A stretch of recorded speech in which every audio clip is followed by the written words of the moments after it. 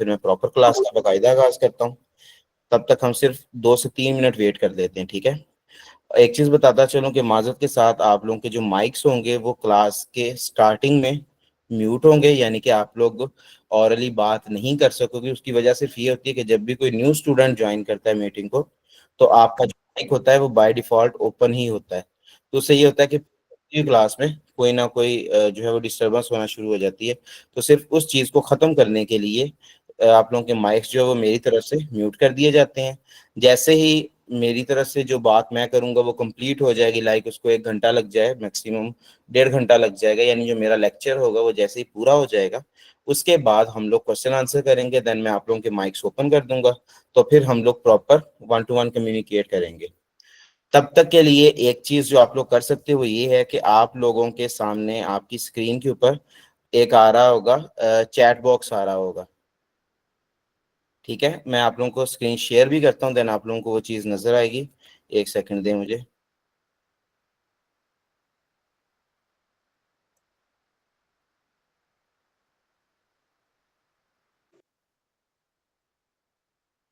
Coordinators kindly आप message drop कर दें ग्रुप में कि क्लास शुरू हो चुकी है, और बाकायदा सब लोग ज्वाइन कर लें ताकि किसी का भी टाइम वेस्ट ना हो। अच्छा जी, अगर मैं स्क्रीन शेयर करूँ आप लोगों के साथ तो ये देखें आप लोग।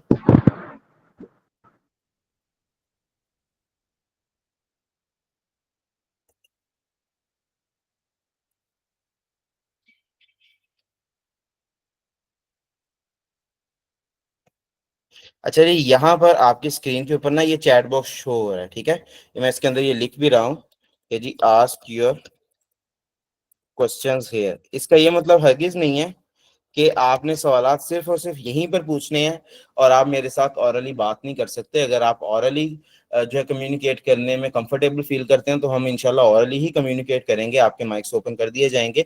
लेकिन अगर इस लेक्चर के दौरान कहीं पे आपको फील होता है कि फलां चीज जो मैं पढ़ा रहा हूँ या जिसके बारे में मैं बात कर रहा हूँ वहां पे आपको फील होता है कि यहाँ पर ये सवाल उठाना चाहिए, और अगर लेक्चर एंड हो जाएगा तो उसके बाद शायद वो सवाल आपको याद ना रहे, या उस टाइम वो टाइम ही ऐसा ना हो कि फिर आप मुझसे वो सवाल करें, तो उसके लिए क्या करना है आपने, जैसे ही आपके माइंड में वो चीज आए, वो क्वेश्चन आए, आप लोगों ने यहाँ चैट बॉक्स में लिखते जाना है। मैं time to time chat box visit भी करता जाऊंगा, और अगर मैं ना साथ साथ विजिट कर सका, लाइक मैं अपनी बात अगर कोशिश करूंगा कि पहले पूरी कर लूं, बाद में ही सवालों को एड्रेस करूं ताकि किसी का भी टाइम वेस्ट ना हो। क्योंकि ऐसा होता है कि जो सवाल एक भाई पूछ रहे होते हैं, हो सकता है बाकी 3-4 भाइयों को उसका ऑलरेडी जवाब पता हो।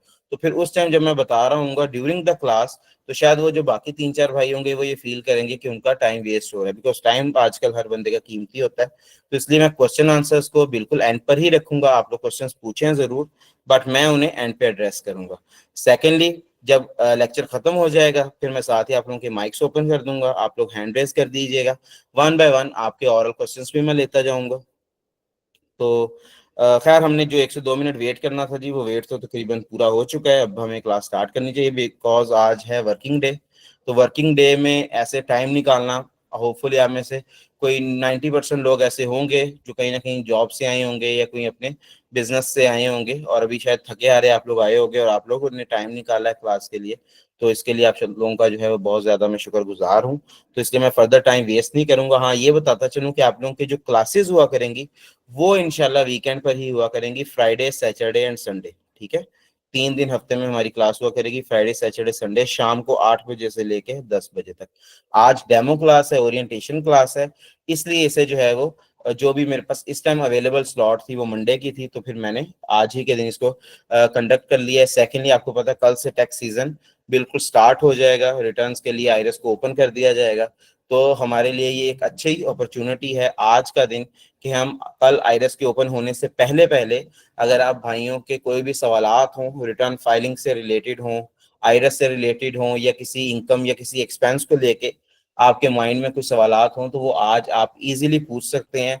ताकि जितनी भी कन्फ्यूजन्स आपकी हों, अगर आप इस टाइम प्रैक्टिस कर रहे हैं ऑलरेडी, तो आप अपनी उन कन्फ्यूजन्स को इस क्लास में बिल्कुल दूर कर सकते हैं, और कल से आप अपना प्रॉपर सर्विसेज शुरू कर सकते हैं। मैं आपके साथ जनाब स्लाइड्स शेयर करता हूँ।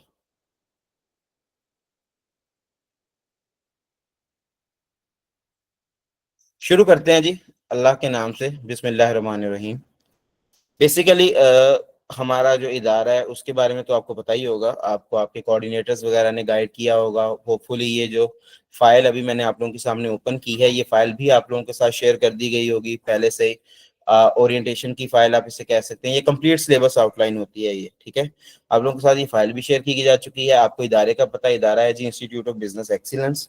बेसिकली जो है लाहौर बेस्ड इंस्टीट्यूट है ये। ऑल ओवर द पाकिस्तान जो है हम लोग टैक्स ट्रेनिंग्स और टैक्स कंसल्टेंसी के अलावा कॉर्पोरेट ट्रेनिंग्स और बिजनेस ट्रेनिंग्स या अकाउंट्स वगैरह की ट्रेनिंग्स देते हैं। तो चलते हैं जी, आगे शुरू करते हैं। कोर्स का नाम है certified tax and corporate adviser. आप में से कुछ भाई ऐसे होंगे जो certified tax and corporate adviser, जो कि एक 4 महीनों का कोर्स है, इसके लिए आए होंगे। और कुछ भाई ऐसे होंगे जो कि 1 मंथ कोर्स है हमारा, एक इनकम टैक्स एडवाइजरी का, सर्टिफाइड इनकम टैक्स एडवाइजर। ये 1 मंथ कोर्स है। अगर मैं आपको इन दोनों कोर्सेज के मॉड्यूल्स दिखाऊं तो, बल्कि पहले हम इसकी ड्यूरेशन देख लेते हैं दोनों की, तो इससे आपको आइडिया हो जाएगा कि ये वाला जो कोर्स अभी मैंने आपके सामने ओपन किया हुआ ये है CTCA, certified tax and corporate adviser. इसकी कोर्स ड्यूरेशन है 4 मंथ्स। टोटल इसमें जो नंबर ऑफ लेक्चर्स होंगे वो राउंड अबाउट 60 होंगे। लेक्चर ड्यूरेशन 1.5 आवर की होगी, यानी कि 1.5 घंटा। 30 मिनट के हमारा सवाल जो आपका सेशन होगा, जिसमें आप अपने रोजमर्रा की जो भी आपकी एक्टिविटीज हैं टैक्स रिलेटेड या आप सर्विसेज ऑफर करते हैं उससे मुतल्लिक, अगर आपको कोई सवाल कोई और पूछता है या आपके माइंड में कोई सवाल आता है काम से रिलेटेड, तो आप लास्ट 30 मिनट्स में पूछ सकते हैं। अप्रोक्सीमेटली हमारे ये 100 घंटों का कोर्स होगा। जबकि इसके साथ साथ हमारा जो इनकम टैक्स का कोर्स है, इनकम टैक्स सिर्फ और सिर्फ इसके अंदर इनकम टैक्स होगा और डिजिटल मार्केटिंग होगी। ये 4 हफ्तों का कोर्स है, ठीक है। ये काइंडली इस चीज पे गौर करें। ये 4 मंथ्स है and this is about 4 weeks. इसके अंदर जो हमारे लेक्चर्स होंगे वो राउंड अबाउट 15 लेक्चर्स होंगे। लेक्चर का दौरानिया वही होगा, 1.5 घंटा लेक्चर, 30 मिनट्स क्वेश्चन आंसर। और अप्रोक्सीमेटली 20 घंटों में आप इंशाल्लाह पूरी तरह से इनकम टैक्स एडवाइजरी सीख जाओगे, और वो भी 100% प्रैक्टिकल। प्रैक्टिकल ही सारा काम आपको सिखाया जाएगा। अब अगर मैं मॉड्यूल वाइज आपको थोड़ा सा गाइड कर दूं कि भाई आप अगर 4 महीने वाला कोर्स करने आए हैं या 1 महीने वाला कोर्स करने आए हैं, तो ऐसा क्यों है कि आज ही के दिन, आज ही की इस ओरिएंटेशन या डेमो क्लास के अंदर आप 2 तरह के स्टूडेंट्स क्यों बैठे हुए हैं। ऐसा क्यों नहीं है कि 4 महीने वाले कोर्स का ओरिएंटेशन अलग होता या 1 मंथ वाले कोर्स का ओरिएंटेशन अलग होता। उसकी वजह यह है जी कि जो 1 मंथ कोर्स है ना, बेसिकली ये है सिर्फ और सिर्फ इनकम टैक्स और डिजिटल मार्केटिंग। टैक्स की फील्ड से जो लोग वाबस्ता हैं, जिन्हें पता है टैक्सेशन के बारे में, वो अच्छे से समझते हैं इनकम टैक्स क्या चीज़ है, सेल टैक्स क्या चीज़ है। और जो लोग अभी न्यू हैं टैक्स की फील्ड में, मैं बताऊंगा सारा कुछ बिल्कुल बेसिक से एडवांस लेवल पे ये कोर्स चलेगा। मैं पहले दिन ये भी बताऊंगा कि टैक्स होता क्या है, टैक्स किसे कहते हैं, टैक्स लेने वाले इदारे कौन से हैं, उनके पास क्या इख्तियारात हैं, हमारा टैक्स देना फर्ज बनता है नहीं बनता है, हम में से किसको टैक्स देना चाहिए किसको नहीं देना चाहिए, अगर देना है तो कितना देना है, किस हिसाब से देना है, क्या रेट्स लगेंगे टैक्सेशन के, क्या टैक्सेशन के कोई रेट्स होते भी हैं या नहीं होते, इदारे वो कौन से हैं जो हमें प्रेशराइज कर सकते हैं या जिन्हें हम जवाब दें हैं अपनी टैक्सेशन के लिए, उसके बारे में भी आपको गाइड किया जाएगा। टैक्स ना देने की सूरत में क्या कॉन्सिक्वेंसेस हो सकते हैं, और अगर अनफॉर्चुनेटली आपको वो कॉन्सिक्वेंसेस फेस करना पड़ जाते हैं तो फिर आपने किस तरीके से उस चीज से बाहर निकलना है, कैसे अपने क्लाइंट को डिफेंड करना है। इंशाल्लाह A to Z हमारा ये कंप्लीट कोर्स चलेगा, जिसमें पहले टैक्सेशन की ABC होगी और उसके बाद हर तरह की आपका जितनी भी सर्विसेज हैं, जो भी आप टैक्सेशन के अंदर ऑफर कर सकते हो अपने क्लाइंट को, या जिनके लिए आपका क्लाइंट आपके पास आ सकता है, वो तमाम सर्विसेज आपको सिखाई जाएंगी। और फिर लास्ट पे लिटिगेशन भी आपको सिखाई जाएगी। लिटिगेशन में क्या होता है जी कि टैक्स की रिटर्न तो फाइल कर लेते हैं लोग, नोटिस वगैरह आ गए छोटे मोटे, उनके रिप्लाईज भी कर देते हैं, लेकिन बाद में अगर FBI आपके खिलाफ कोई केस कर देता है, FBI आपके खिलाफ कोई ऑर्डर पास कर देता है, या फिर आपका क्लाइंट जो है वो FBI के अगेंस्ट खड़ा होना चाह रहा है, उसको लगता है कि उसके साथ जो है कोई अनड्यू सिचुएशन जो है उसको फेस करना पड़ रही है, उसके साथ कोई नाइंसाफी हो रही है, तो ऐसी सूरत में लोग लिटिगेशन पे जाते हैं, लोग अपील करते हैं FBI के खिलाफ, ठीक है। या अगर FBI ने ही आपको बुला लिया हो कहीं पे कि जी आपके लिटिगेशन का प्रोसेस शुरू कर दिया गया है, आपको ऑडिट में बुला लिया जाता है, आपके रिप्रेजेंटेटिव को बुला लिया जाता है। तो वहां से आगे के जितने भी प्रोसेसेस होते हैं अपील्स के और रेफरेंसेस वगैरह के, ये तमाम चीजें भी इसी कोर्स का हिस्सा है। अच्छा, मैं आपको बताता चलूं जी, आप दो तरह के लोग हैं और दोनों इस कोर्स में क्यों हैं। उसकी वजह यह है कि जो हमारा मेन कोर्स है वो है certified tax and corporate adviser, जो कि 4 से 5 महीने का कोर्स है। इसके अंदर अगर आप मॉड्यूल्स देखें तो मॉड्यूल 1 है आईरस एंड बेसिक अकाउंटिंग। आईरस बेसिकली वो सॉफ्टवेयर है जिसके ऊपर तमाम तर टैक्सेशन के काम होते हैं, खा वो इनकम टैक्स हो, खा वो सेल्स टैक्स हो। दोनों सूरतों में आप एफबीआर का बनाया गया एक सॉफ्टवेयर, एक पोर्टल यूज करते हैं जिसका नाम है आईरस। अगर आपने प्रैक्टिकल ये चीजें सीखनी है तो डेफिनेटली आपने आईरस पर ही सीखनी है। बगैर आईरस के तो प्रैक्टिकल उस चीज को कहा ही नहीं जा सकता ना, वो तो फिर सिर्फ थ्योरी होगी। तो हम लोग आईरस पर ही रहेंगे थ्रू आउट द कोर्स। अच्छा, उसके बाद मॉड्यूल 2 है जी इनकम टैक्स, मॉड्यूल 3 है सेल्स टैक्स, मॉड्यूल 4 है SECP and corporate filings. SECP भी आपको पता है पाकिस्तान का कंपनी रजिस्ट्रेशन जो है, वो एक समझ लें कंपनीज को रजिस्टर करने वाला इदारा है। टोटली ये तो नहीं कह सकते कि इसका काम सिर्फ कंपनीज को रजिस्टर करना है, बल्कि ओवरऑल ये कंपनीज के जितने भी अफेयर्स होते हैं from registration till winding up, तमाम तरह की चीजों को ये रेगुलेट करता है, इनविजिलेट करता है। और इसमें जितनी भी कॉर्पोरेट फाइलिंग्स होती हैं, मंथली हो, एनुअल हो, क्वार्टरली हो, ये तमाम चीजें आपको सिखाई जाएंगी। एक छोटी से छोटी सिंगल मेंबर कंपनी बनाने से लेके पब्लिक कंपनी तक, पब्लिक लिमिटेड कंपनी तक, हर तरह की कंपनी बनाना, एनजीओ बनाना, और इसके अलावा और जितनी भी छोटी मोटी आपकी प्राइवेट लिमिटेड कंपनीज होती हैं, ये तमाम चीजें आपको सिखाया जाएगा, गाइड किया जाएगा। कंपनीज में मीटिंग्स कैसे होती हैं, एजीएम कैसे होती है, ईओजीएम कैसे होती है, रेजोल्यूशंस कैसे पास होती हैं, डायरेक्टर्स का इलेक्शन कैसे होता है। अच्छा, ये सारी चीजें जुबानी कलामी नहीं होंगी, डेफिनेटली आपको बताया गया है कि ये एक प्रैक्टिकल कोर्स है। हो सकता है आपके माइंड में आ रहा हो कि अच्छा जो डायरेक्टर का इलेक्शन है, क्या ये भी कोई प्रैक्टिकल प्रोसेस है? तो बिल्कुल ऐसा ही है जी। एससीसीपी में अब कोई भी काम जो है वो मैनुअल नहीं किया जाता, करने को आप कर सकते हैं, चॉइस है आपके पास, लेकिन ये तमाम प्रोसेसेस ऑनलाइन अवेलेबल हैं। इवन दैट कि आपके डायरेक्टर्स का इलेक्शन हो, आपने कंपनी में ऑडिटर, चार्टर्ड अकाउंटेंट लगाना हो, किसी वकील को, लीगल एडवाइजर को अपॉइंट करना हो, कोई कंपनी सेक्रेटरी लगाना है, कोई भी ऑफिसर अपॉइंट करना है, किसी डायरेक्टर को अपनी कंपनी से निकालना है, तमाम तर काम आपके ऑनलाइन वेबसाइट से होते हैं। एससीसीपी ने भी इसके लिए एक पोर्टल बना के दिया हुआ है, उसका नाम है इजी फाइल डिजिटल। ठीक है जी, ये तमाम पोर्टल्स भी आपको आज विजिट करवाऊंगा, बताऊंगा कैसे कैसे इन्हें यूज करना है। फिर उसके बाद मॉड्यूल 5 आ जाएगा जी आईपीओ, इंटेलेक्चुअल प्रॉपर्टी ऑर्गेनाइजेशन, जिसमें trademark, logo registration, patent registration वगैरह सिखाई जाती है। Then chamber of commerce and industries, chamber of commerce and industries के जो ऑफिस हैं वो डिफरेंट हैं, लाहौर का अपना है, इस्लामाबाद का अपना है, कराची का अपना है, सरगोदा का अपना है। जितने भी बेसिकली ये ऑफिस बनाए जाते हैं ट्रेड को मद्देनजर रखते हुए, वो इलाके या वो शहर या वो समझ लें ऐसे सिटीज जहां पर ज्यादातर कारोबार के मौके हैं, जहां पे तजारत ज्यादा होती है, तो उस चीज को फर्दर इनकरेज करने के लिए, फैसिलिटेट करने के लिए चैम्बर ऑफ कॉमर्स जो है वो वहां पर बनाए जाते हैं। अच्छा जी, इसमें कैसे रजिस्ट्रेशन होती है, इसके बेनिफिट्स वगैरह क्या हैं? बेसिकली ये सारा कुछ आपको इसलिए नहीं सिखाया जा रहा कि पता नहीं शायद आपने अपने लिए करना है, डेफिनेटली आप खुद अगर बिजनेसमैन है तो आपको अपने लिए भी करना ही पड़ेगा, बट इस वक्त आप बीइंग अ कंसल्टेंट ये कोर्स करने आए हैं, तो ये आपको उस लिहाज से सिखाया जा रहा है कि भाई आप मार्केट में बैठे हो, आपके पास जो आपके ऑफिस में बंदा आएगा आपसे काम करवाने, वो जरूरी नहीं है कि सिर्फ इनकम टैक्स का काम करवाने ही आ जाए, या सही जो आम रूटीन के अल्फाज बोले जाते हैं कि जी मुझे फाइलर बना दो, इस तरह के अल्फाज के लिए ही नहीं जरूरी कि वो बंदा है, वो आके आपको ये भी कह सकता है कि भाई मैं इंपोर्ट एक्सपोर्ट करना चाह रहा हूँ, मुझे आप किसी ऐसे इदारे के साथ मिलाओ, कोई ऐसे इदारे में रजिस्टर करो जिसके बाद मैं इंपोर्ट एक्सपोर्ट के लिए एलिजिबल हो सकूँ। ठीक है, तो उसके लिए क्या है, पाकिस्तान सिंगल विंडो है। कोई आपको आगे ये कहे कि भाई मैंने सॉफ्टवेयर हाउस बनाना है, मैंने कॉल सेंटर बनानी है, मुझे वो बना के दो, तो क्या करोगे आप? उसके लिए पाकिस्तान सॉफ्टवेयर एक्सपोर्ट बोर्ड है। कोई इंजीनियरिंग फर्म बनाने आ जाता है, या ऑलरेडी उसकी इंजीनियरिंग फर्म बनी हुई है, वो किसी अगली कैटेगरी में अप्लाई करने आ जाता है, रिन्यूअल करवाने के लिए आ जाता है, पाकिस्तान इंजीनियरिंग काउंसिल में उसके साथ क्या होना है क्या नहीं होना है, ये चीजें भी आपको गाइड की जाएंगी, कैसे आप उस बंदे को उसकी इंजीनियरिंग फर्म रजिस्टर करवा के दोगे पीसी में, पाकिस्तान इंजीनियरिंग काउंसिल।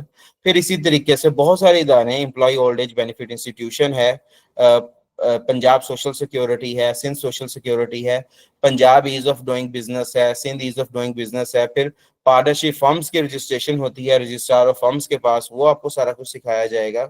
इसके अलावा आपको जो सबसे इंपॉर्टेंट चीज सिखाई जाएगी मेरे भाई, वो है डिजिटल मार्केटिंग।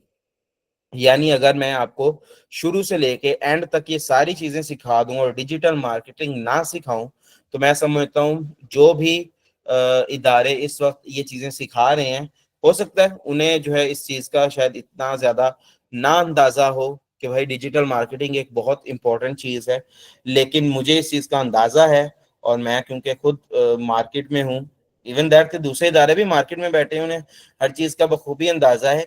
लेकिन शायद सिर्फ इस वजह से कि लोग हमारे कंपटीशन में ज्यादा से ज्यादा ना आए और जो चीज हमें पता है वो दूसरों को ना पता चले, मैं यही समझता हूँ कि अगर इदारे ये चीज नहीं करवा रहे, मैंने नहीं देखा अभी तक कि कोई इदारा इनकम टैक्स की स्किल्स तो सिखाए लेकिन उसके साथ डिजिटल मार्केटिंग भी सिखा रहा हो। इस चीज को थोड़ा सा आपने लॉजिकली सोचना है और इस चीज को समझने की कोशिश करनी है, और फिर आपने इस चीज को क्रैक करना है। आप मिसाल के तौर पे आपका होम टाउन है जहाँ पे आप रहते हैं, जरूरी तो नहीं है कि हर बंदा लाहौर में रह रहा है या हर बंदा कराची में रह रहा है। आप में से बहुत सारे ऐसे भाई होंगे जो मेरी तरह किसी छोटे से शहर से बिलोंग भी करते होंगे। मिसाल के तौर पे आपके छोटे से शहर में 1 लाख लोगों की आबादी है, तो क्या लगता है उन 1 लाख लोगों में से कितने लोग आपके पास आएंगे टैक्स रिटर्न वगैरह के लिए? हो सकता है उसका 1% भी ऐसे लोग ना हो जो आपसे ये टैक्स रिटर्न्स वगैरह फाइल करवाएं, या जिनके बिजनेसेस हों या जो कंपनियां वगैरह बनवाएं, ऐसे शायद 1% लोग भी ना हो। तो जो आप अभी मेरे पास आए हो ये सारे स्किल्स सीखने के, तो ये तो मैं समझता हूँ कि बिल्कुल बेसलेस हो गया, कोई इसका फायदा ही नहीं है, कोई मकसद ही नहीं है आपका। अगर आप एक ऐसी जगह पे बैठ के अपनी सर्विसेज ऑफर करना चाह रहे हैं जहां पे आपके पास अगर मैक्सिमम कोई क्लाइंट आता है तो वो आके ये कहता है कि भाई आप मुझे फाइलर कर दो, मैंने जमीन बेचनी है या मैंने जमीन खरीदनी है या मैंने गाड़ी लेनी है, तो या कोई टीचर्स वगैरह आ जाते हैं सैलरीड इंडिविजुअल, वो कहते हैं जी हमारा साल बाद गोशवारा फाइल कर दो आप, और आपको जो है उसके बाद वो 1500 रुपए या 2000 रुपए फी पे करें, तो डेफिनेटली ये तो वेस्ट ऑफ टाइम है।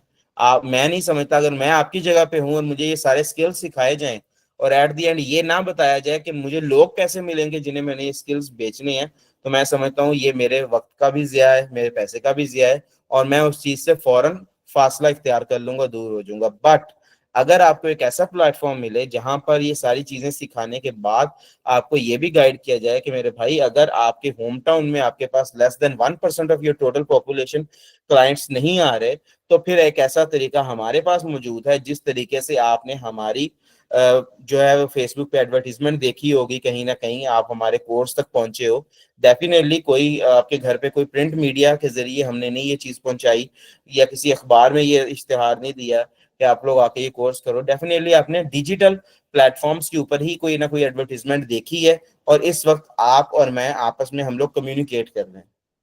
So that is the power of social media and digital marketing. ये चीज हम लोग बेसिकली अपने कोर्स में बहुत ज्यादा प्रायोरिटी पे रखते हैं कि अगर हम आपको 4 महीने में इतनी लंबी चौड़ी और मुश्किल चीजें सिखा रहे हैं, उसके बाद आपके पास क्लाइंट ही ना आए, तो ये बहुत ज्यादा नुकसान वाली बात है।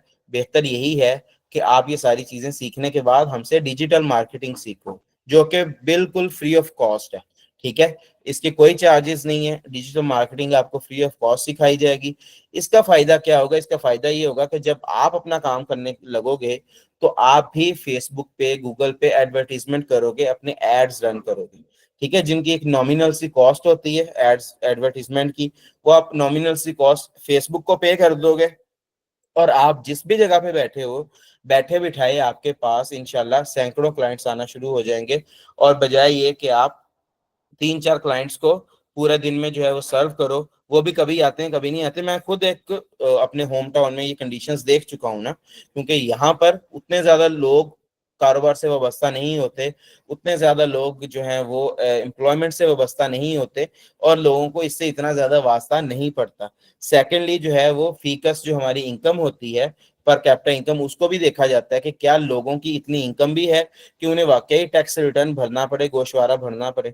अगर ये सारी चीजें मीट हो ही नहीं रही तो फिर कोई आपके पास नहीं आएगा रिटर्न फाइलिंग के लिए। हाँ, कुछ रेफरेंसेस के साथ आपके साथ लोग आ सकते हैं, कुछ आपका फ्रेंड्स का सर्कल हो सकता है, आपके कोई रिलेटिव्स का सर्कल हो सकता है, वहां से कुछ लोग आ सकते हैं, बट ये लोग इतने नहीं होते कि आप इनके साथ पूरा एक कैरियर बना सको। कैरियर बनाने के लिए आपको जो है वो बिल्कुल समझ लें कि एक आउट ऑफ द बॉक्स निकल के आपको ये लोगों के साथ जो है वो मुकाबला करना पड़ेगा और क्लाइंट्स हासिल करने पड़ेंगे, और ये सारा कुछ पॉसिबल होगा अच्छी डिजिटल मार्केटिंग स्किल के साथ, और इंशाल्लाह ये आपको सिखाया जाएगा।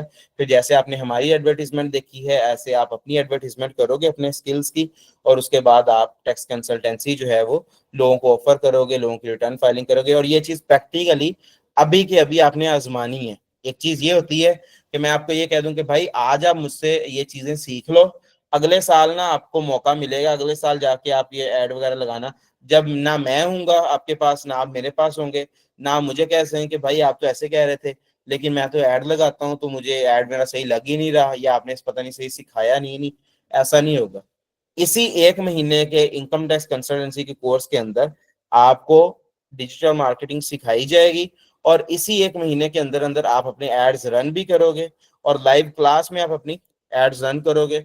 और ड्यूरिंग द क्लासेस वो भाई जो मेरे साथ 4 मंथ कोर्स में इनरोल होंगे, जो 4 महीने मेरे साथ रहेंगे, मैं उन्हें फेस करूंगा, और वो मुझे डेली बेसिस पे बताएंगे कि जी भाई ये एडवर्टीजमेंट हमारी चल रही है और इस तरीके से हमारे पास क्लाइंट्स आ रहे हैं।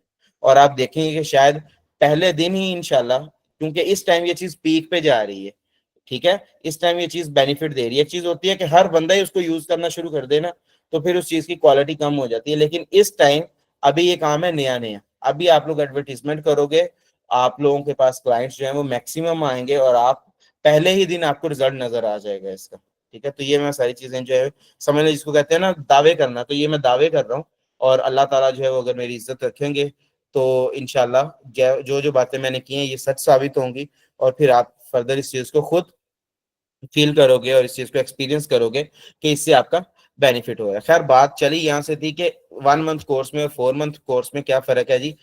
कुछ भाई ये कहते हैं कि हम लोग इतना 4-5 महीने का लंबा कोर्स नहीं करना चाह रहे। टैक्स सीजन जो है वो इनकम टैक्स का टैक्स सीजन है, अभी ये टैक्स सीजन के परस्पेक्टिव से कोर्सेज है ना, क्योंकि इनकम टैक्स का सीजन है 1 जुलाई से 30 सितंबर तक, तो इसमें सिर्फ और सिर्फ इनकम टैक्स का ही काम होता है।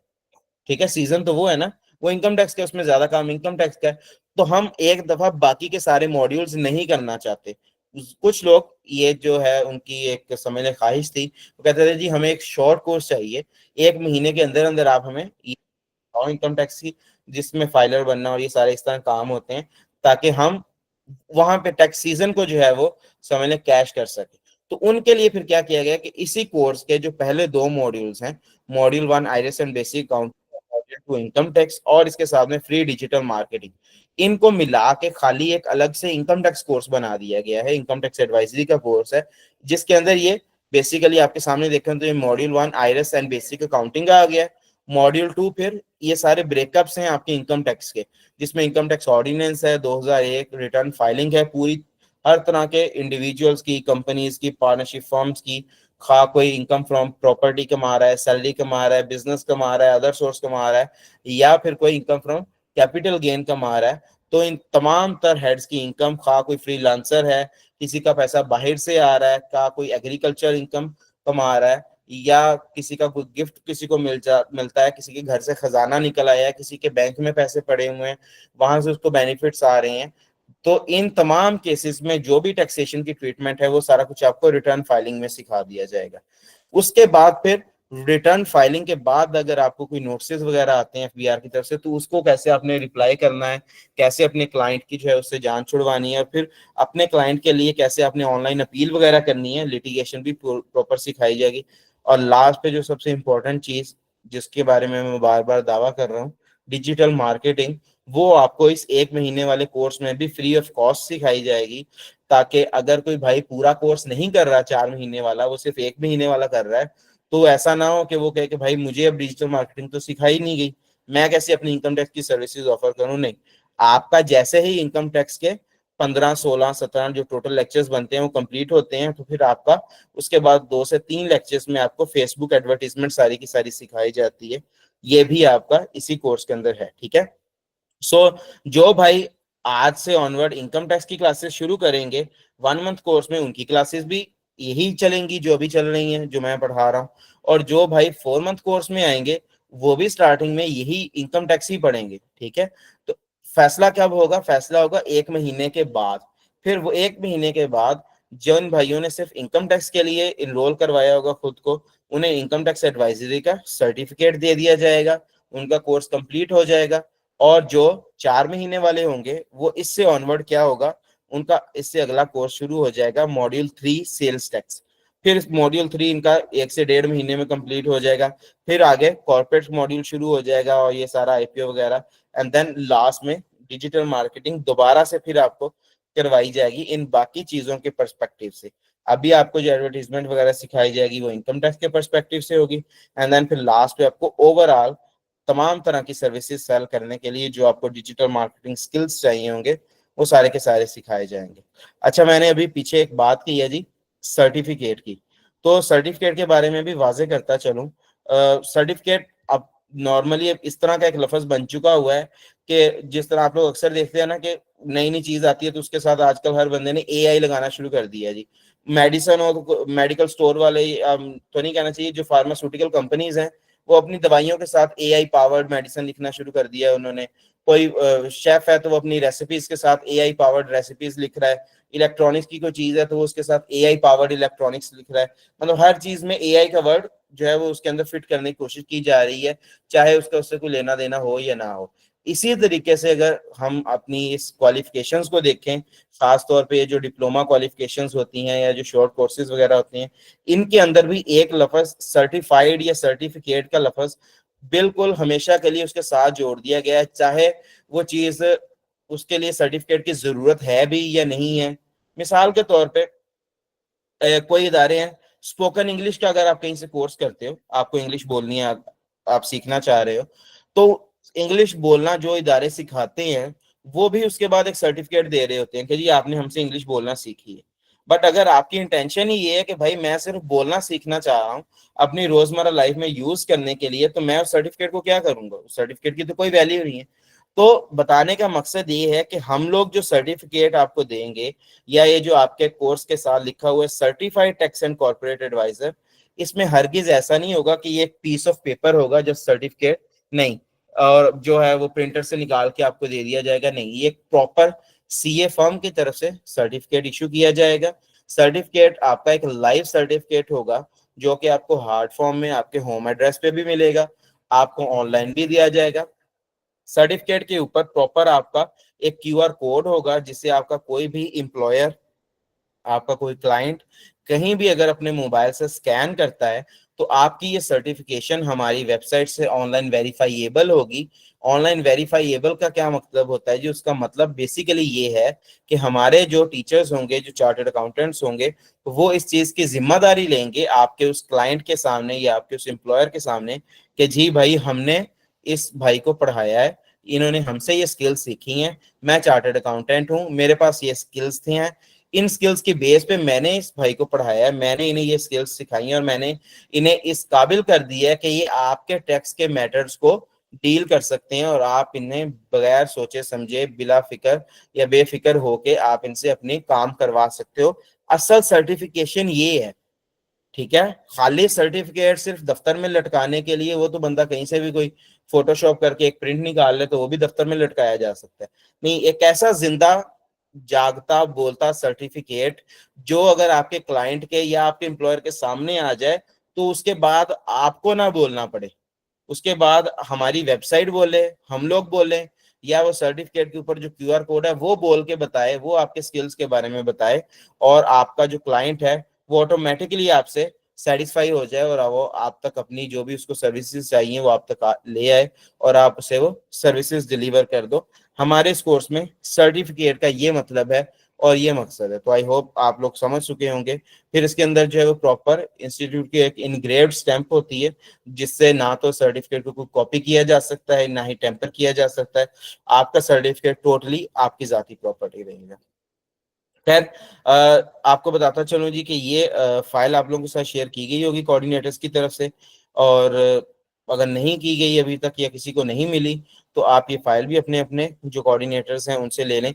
इसके अंदर आपका कंप्लीट कोर्स प्लान है जी। कोर्स प्लान का मकसद ये होता है कि अगर आप में से कुछ भाइयों को नहीं पता कि इनकम टैक्स के अंदर क्या क्या चीजें आती हैं और सेल टैक्स के अंदर क्या क्या चीजें आती हैं, मैं आज इनकम टैक्स शुरू करूं और परसों कहूं कि भाई कोर्स कंप्लीट हो गया, तो जिन भाइयों को पता है इनकम टैक्स का, शायद वो तो मुझसे कहेंगे कि नहीं सर अभी फला फला चीजें रहती हैं, तो आपको वो भी करवानी चाहिए। लेकिन जिन्हें नहीं पता, जो बिल्कुल बेसिक लेवल से सीखने आए हैं, वो तो शायद मुझे ये बात नहीं कर सकेंगे। तो उन भाइयों के लिए ये कंप्लीट सिलेबस की फाइल है। आपने क्या करना है जी, आपने अपनी इस फाइल को अपने सामने रख के चलना है। जितनी चीजें इसके अंदर दी गई हैं, आपने इन तमाम चीजों को कोर्स खत्म होने के बाद या हर मॉड्यूल के खत्म होने पे आपने इन चीजों को टिक करना है कि हाँ क्या मुझे ये चीज आती है, क्या ये सर्विस अगर मुझसे मेरा कोई क्लाइंट मांगता है आके, तो मैं इस काबिल हूं कि मैं अभी उसे ये सर्विस प्रोवाइड कर सकूं। ऐसा तो नहीं है कि फाइल के अंदर कोई 300 चीजें लिखी हुई हैं और सर ने 40 चीजें करवा के कहा है कि भाई अब आपका कोर्स कंप्लीट हो गया। नहीं, ऐसा बिल्कुल भी नहीं है। आपने चलना है अपने सिलेबस के लिहाज से, इसीलिए आपको ये सिलेबस डे वन से जो है वो आपको पकड़ा दिया जाएगा। आपने इसको अच्छे से अंडरस्टैंड करना है, समझना है कि बेसिकली हमें पढ़ाया क्या क्या जाएगा, और फिर इस चीज को कंपेयर करना है मार्केट से कि क्या वो चीजें जो मार्केट में लोग काम करवाने के लिए आते हैं, क्या वो चीजें हमें इसमें सिखाई जा रही हैं, या ये बिल्कुल कोई बेसिक लेवल का कोर्स है। तो इस चीज को भी आपने खुद से एनालाइज करना है, ठीक है। और आपने फिर प्रॉपर जो है वो बिल्कुल बेफिक्र होके इस कोर्स में एडमिशन लेना है और हमारे साथ जो है फर्दर आपने कंटिन्यू करना है। तो इसमें इनकम टैक्स की तमाम चीजें होंगी, फिर उसी के बाद जो है जनाब सेल्स टैक्स की तमाम चीजें आ जाएंगी। सेल टैक्स के बारे में जो भाई जानते हैं उन्हें बताता चलूं कि ना सिर्फ आपको फेडरल का सेल टैक्स करवाया जाएगा जो कि आईआरएस पे होता है, बल्कि आपको कंप्लीट जो है वो आपके प्रोविंसेस का सेल टैक्स भी आपको करवाया जाएगा, जिसमें आपका पीआरए हो गया, एसआरबी के पीआरए बीआरए वगैरह, जितने भी आपके provinces sale tax on services जो होता है ना, वो एफबीआर नहीं बल्कि आपके सूबे लेते हैं। तो आपको ये भी सारा प्रैक्टिकली करवाया जाएगा। फिर ये एससीसीपी के तमाम काम है, जिसको अच्छे से पढ़ लें क्या क्या चीजें इसमें लिखी हुई हैं, ठीक है। ये एससीसीपी के ही तमाम काम चल रहे हैं। ये जितने बुलेट पॉइंट्स हैं, हर एक बुलेट पॉइंट एक प्रॉपर एक समझ लें कि एक ये सर्विसेज के जो है ना आपके हिस्से हैं। ये एक सर्विस है प्रॉपर, एक जो बुलेट पॉइंट है जिसे आप ऑफर कर सकते हैं, ठीक है। उसके बाद इंटेलेक्चुअल प्रॉपर्टी, जिसमें ट्रेडमार्क लोगो रजिस्ट्रेशन वगैरह आएगी। चैम्बर ऑफ कॉमर्स का काम, पाकिस्तान सॉफ्टवेयर एक्सपोर्ट बोर्ड का सारा काम आपको प्रैक्टिकल सिखाया जाएगा। पाकिस्तान सिंगल विंडो का काम आपको सिखाया जाएगा। फिर ईओबीआई और पीईसी, और लास्ट पे सबसे इम्पोर्टेंट आपकी डिजिटल मार्केटिंग, जो कि बेसिकली आपके फेसबुक एड्स, इंस्टाग्राम एड्स और आपके व्हाट्सएप के भी एड्स, और व्हाट्सएप पे लोगों को जो है वो लेके आना, और इस टाइप की सारी चीजें आपको पता होंगी। अच्छा जी, ये तो हो गई हैं बेसिक सी बातें कोर्स के बारे में। अब मैं जस्ट अपने बारे में बता देता हूँ, और उसके बाद फिर मैं उन भाइयों के लिए जिन्हें पता ही नहीं है अभी कि टैक्स चीज क्या है और ये कोर्स बेसिकली इसमें हो क्या क्या रहा है, मैं वो भी सारी चीजें एक्सप्लेन करूंगा। अपने बारे में बस थोड़ा सा बता दूं, मेरी प्रोफाइल सामने आई थी तो मुझे याद आ गया जी। मेरा नाम नुमान अहमद है जी। पर्सनली मैं सीए फाइनलिस्ट हूँ। मेरा मास्टर्स है, एमबीए फाइनेंस हूँ, साथ में मेरा डिप्लोमा इन टैक्सेशन लॉज है, ठीक है। अल्हम्दुलिल्लाह इस टाइम मेरा 6 से 7 सालों का एक्सपीरियंस है टैक्सेशन में और ऑडिट में और कॉर्पोरेट अफेयर्स में। जो मेरा मेन एक्सपीरियंस है वो टैक्सेशन एंड कॉर्पोरेट अफेयर्स में ही है बेसिकली। अगर आप में से कोई भाई सीए का स्टूडेंट होगा या सीए में एसीसीए वगैरह है, तो उन्हें पता होगा कि बेसिकली चार्टेड अकाउंटेंसी में आर्टिकल्स होते हैं हमारे। तो हम लोग आर्टिकल्स में ये तमाम चीजें फर्म से सीखते हैं, ठीक है। प्रैक्टिकली हम लोग काम करते हैं, तो उसमें आर्टिकल्स होते हैं। कोई चाहे तो टैक्सेशन में आर्टिकल्स करे, चाहे तो कोई ऑडिट वगैरह में आर्टिकल्स करे, चाहे कोई बिजनेस एडवाइजरी में चला जाए। तो मेरे जो आर्टिकल्स हैं, यानी कि मेरी जितनी भी प्रैक्टिकल जो मेरी स्टडी है समझ लें, वो मेरी रही है ज्यादातर टैक्सेशन और कॉर्पोरेट में, ठीक है। ऑडिट में मैंने बहुत कम टाइम दिया है। ऑडिट जो है वो हमारे इस कोर्स का बिल्कुल भी हिस्सा नहीं है। हमारा ये कोर्स जो है वो टोटली टैक्सेशन और कॉर्पोरेट से ही रिलेटेड है, और यही वजह है कि मेरे पास ये स्किल्स क्योंकि मौजूद हैं अल्हम्दुलिल्लाह, तो मैं फिर इन चीज़ों को आप लोगों के साथ शेयर कर रहा हूँ। डिफरेंट जो है जी मल्टीनेशनल फर्म्स में भी और पाकिस्तानी फर्म्स में तो है ही है। सीनियर एसोसिएट लेवल पर काम कर चुका हूँ। करंटली अभी मैं किसी फर्म के साथ काम नहीं कर रहा, बल्कि हमारी जाती जो है वो टैक्स फर्म है, वर्चुअल टैक्स के नेम से हमारी सीए फर्म है लाहौर में। और आपके साथ जो है वो इसी फाइल, ये जो फाइल आपके पास है, इसके एंड पे एड्रेस वगैरह भी मेंशन है। अगर आप में से कोई भाई विजिट करना चाहे ऑफिस, तो वो लाहौर गुलबर्ग 2 में हमें विजिट भी कर सकता है। इसके अलावा जनाब बिजनेस एडवाइजरी में अल्हम्दुलिल्लाह बहुत ज़्यादा एक्सपीरियंस हो चुका है, वो आपका भी हो जाएगा जब आप लोग डिफरेंट बिजनेसेस को जो है वो इंटरटेन कर रहे होगे, उन्हें सर्विसेज दे रहे होगे, तो फिर वो बिजनेस एडवाइजरी तो बंदे को आ ही जाती है। खैर चलते हैं जी, आगे चलते हैं। अच्छा, मैंने आपको ये पहले भी बता दिया कि कोर्स आपका टोटली प्रैक्टिकल होगा। अच्छा, अब चलते हैं जी थोड़ा सा बेसिक चीज़ों की तरफ, ताकि हर भाई को पता चल जाए कि ये कोर्स चीज़ क्या है। सबसे पहला लफ्ज़ जो बार बार मैं इस्तेमाल कर रहा हूँ, टैक्सेशन। इनकम टैक्स में मैंने लफ्ज़ टैक्स इस्तेमाल किया, सेल टैक्स में लफ्ज़ टैक्स। ये टैक्स क्या चीज़ है जी? टैक्स के बारे में मैं बिल्कुल आपको बता दूं जी। टैक्स एक बहुत ही सादा सी चीज़ है। हाँ, इसकी कैलकुलेशन या टैक्स की मैनेजमेंट जो है वो ज़रूर एक मुश्किल चीज़ हो सकती है, बट कॉन्सेप्ट बहुत ही सिंपल है जी कि टैक्स क्या चीज़ है। ठीक है, तो टैक्स के बारे में आपको बता देता हूँ।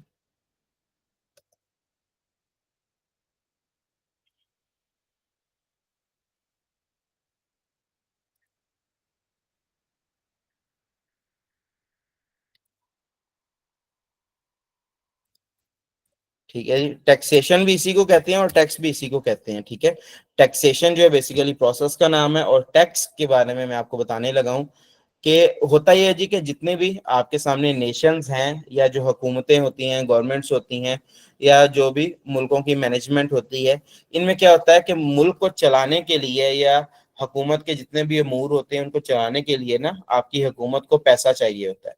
तो हर मुल्क के अपने अपने सोर्सेज ऑफ इनकम होते हैं गवर्नमेंट के लिए।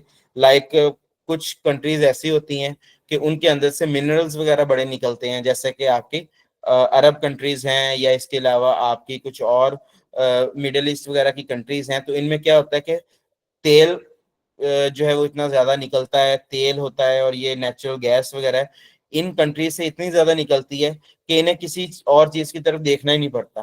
तो ये लोग तेल की दौलत से जो है ये लोग माला माल होते हैं, और बहुत ज्यादा एक्सपोर्ट भी करते हैं, और उससे जो है इन्हें जितना भी रेमिटेंसेस मिलती हैं उसके बदले में, उनसे ये अपने मुल्क के तमाम तर अमूर चला रहे होते हैं। ठीक है, अब यहाँ पर टैक्स का कहीं पे नाम नहीं आएगा। इसी तरीके से कुछ ऐसी कंट्रीज भी होती हैं कि अगर उन्हें पैसा चाहिए अपने मुल्क को चलाने के लिए, तो उनके मुल्क में जो है वो टूरिज्म का बड़ा ज्यादा रुझान होता है। पूरी दुनिया से लोग ट्रैवल करके उनके मुल्क में आ रहे होते हैं।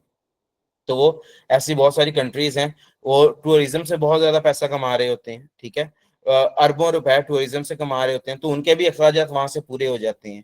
ठीक है, लेकिन अगर कोई ऐसी कंट्री है जो ना तो अपने टूरिज्म पे फोकस कर रही है, ना वो अपने मिनरल्स पे फोकस कर रही है, या अनफॉर्चुनेटली अल्लाह ताला ने जो है उनके मुल्क में ये नेमतें नहीं दी, तो फिर उन्हें मजबूरन क्या करना पड़ता है, उनका जो मेजर सोर्स ऑफ इनकम बन जाता है वो बन जाता है टैक्सेशन।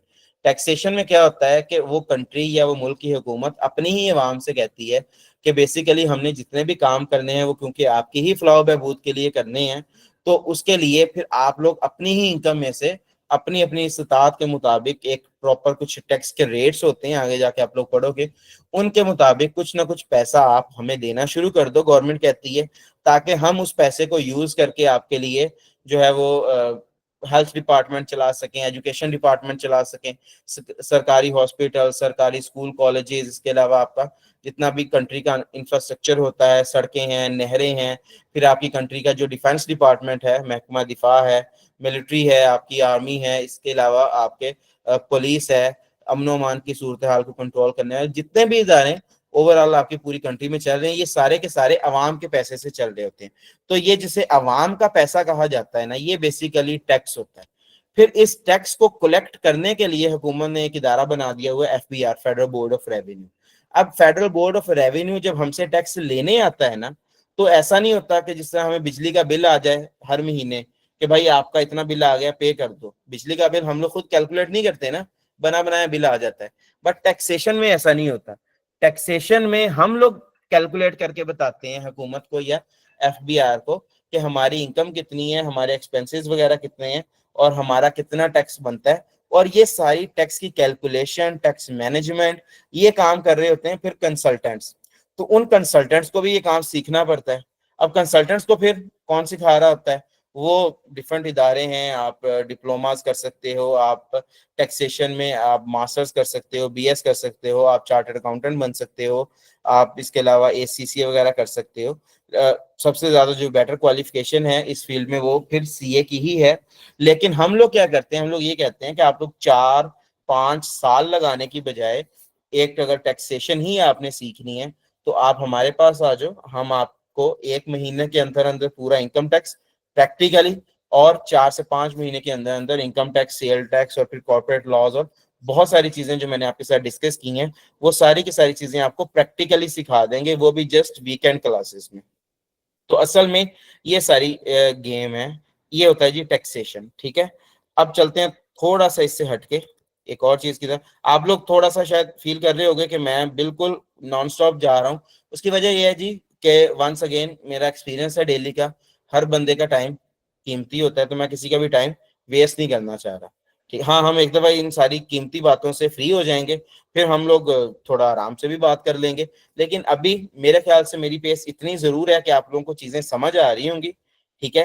बट ये है कि मैं अभी रुक नहीं रहा, आप लोगों को नहीं सुन रहा, अकेला खुद ही बोल रहा हूँ। उसकी वजह यह है कि आप लोगों के माइक्स ऑलरेडी म्यूट हैं, तो फिर आप लोग तो बोल ही नहीं सकते। सो मुझे फिर चुप करके अपना टाइम नहीं वेस्ट करना चाहिए, बल्कि मुझे बोलते रहना चाहिए, ताकि मेरे पास जो चीजें डिलीवर करने वाली है मैं वो एक दफा डिलीवर कर दूं आपको। उसके बाद फिर हम लोग फर्दर डिस्कशन कर लेंगे। अच्छा जी, सवाल है यहाँ पे एक, why a business needs a consultant. एक बिजनेस को कंसल्टेंट क्यों चाहिए, यानी ये बेसिकली सवाल उठता है हमारे इस कोर्स के ऊपर कि certified tax and corporate adviser का जो कोर्स है वो ये कह रहा है कि आए आप हमसे इनकम टैक्स भी सीख लें, सेल टैक्स भी सीख लें, फलां चीज भी सीख लें, और आप लोग जो है वो कंसल्टेंट बन जाएं। तो सवाल ये है कि कंसल्टेंट चाहिए क्यों किसी को। लाइक एक मेडिकल कॉलेज है, अगर वो इस चीज को एडवर्टाइज करता है या इस चीज को क्लेम करता है कि आओ हम आपको डॉक्टर बनाएं, तो बीइंग अ स्टूडेंट, एक स्टूडेंट का सवाल ये होता है कि भाई डॉक्टर की जरूरत है क्या किसी को, तभी मैं डॉक्टर बनूंगा ना। तो बेसिकली ये चीज तो अब इतनी ज्यादा क्रिस्टल क्लियर हो चुकी है कि हर बंदे को ही पता है कि दुनिया डॉक्टर्स के बगैर नहीं चल सकती। तो फिर ये तो सवाल कोई नहीं पूछता कि भाई अभी मजीद डॉक्टर की जरूरत है या नहीं है। लेकिन यहाँ पर भी आपके एज अ स्टूडेंट आपके माइंड में ये सवाल आना चाहिए कि भाई कंसल्टेंट की जरूरत भी है क्या किसी को कि नहीं। ऐसा ना हो कि हम 5 महीने लगा कोर्स करें और बाद में पता चले कंसल्टेंट की तो किसी को जरूरत ही नहीं। तो भाई जवाब ये है कि पाकिस्तान में कुछ ऐसे इदारे हैं जिनके साथ आपको जरूरी भी चलना पड़ता है, और कुछ ऐसे इदारे हैं जिनके साथ आप अपनी चॉइस से भी चलते हो अपने बेनिफिट के लिए। ठीक है, वैसे तो ये 20 इदारे हैं। जब आप प्रैक्टिकल पढ़ना शुरू करोगे मुझसे तो फिर मैं ये सारे इदारे क्योंकि पढ़ाऊंगा आपको, तो फिर आपको उसका आइडिया होगा।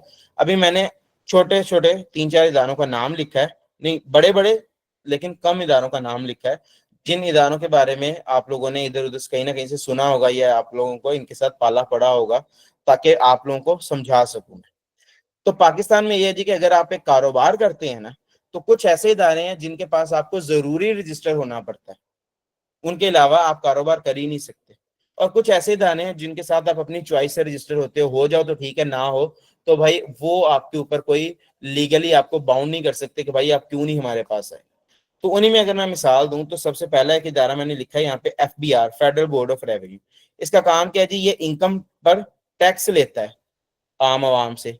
तो अगर एक बंदा कारोबार कर रहा है, तो कारोबार का आपको पता है कारोबार में अल्टीमेटली क्या चीज होती है, रेवेन्यू जनरेट हो रहा होता है, इनकम कमाई जा रही है, प्रॉफिट्स अर्न किए जा रहे हैं।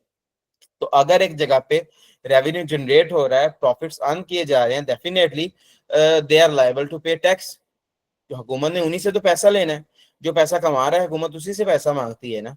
तो दैट मीन्स के फिर इस बिजनेस को एफबीआर के पास रजिस्टर होना इसके लिए लाजम है। अच्छा, आप लोग ये पूछ सकते हैं कि अगर ना हो तो क्या है, अगर ना हो तो भाई आपको नोटिस आएगा और आपको जबरदस्ती रजिस्टर कर दिया जाएगा। अगर फिर भी नहीं होंगे तो आपका बिजनेस बंद कर दिया जाएगा, आपके बैंक अकाउंट सीज कर दिए जाएंगे, आपके मोबाइल सिम्स वगैरह जो है वो डिस्कनेक्ट कर दी जाएंगी, आपके एटीएम कार्ड को ब्लॉक कर दिया जाएगा, आपके बैंक अकाउंट में जो पैसे पड़े हैं वो निकाल दिए जाएंगे और टैक्स की मद में हुकूमती खजाने में ऐड कर दिए जाएंगे। सो दैट मीन्स के जरूरी है ये। इसी तरीके से आगे इदारा है जी SCCP, securities and exchange commission of Pakistan के। अगर कोई बंदा कहता है कि मैंने पाकिस्तान में कंपनी बनानी है, प्राइवेट लिमिटेड कंपनी, तो प्राइवेट लिमिटेड कंपनी डेफिनेटली किसी इदारे के तहत ही बनेगी ना, उसके लिए उन्होंने एससीसीपी का इदारा बनाया हुआ है।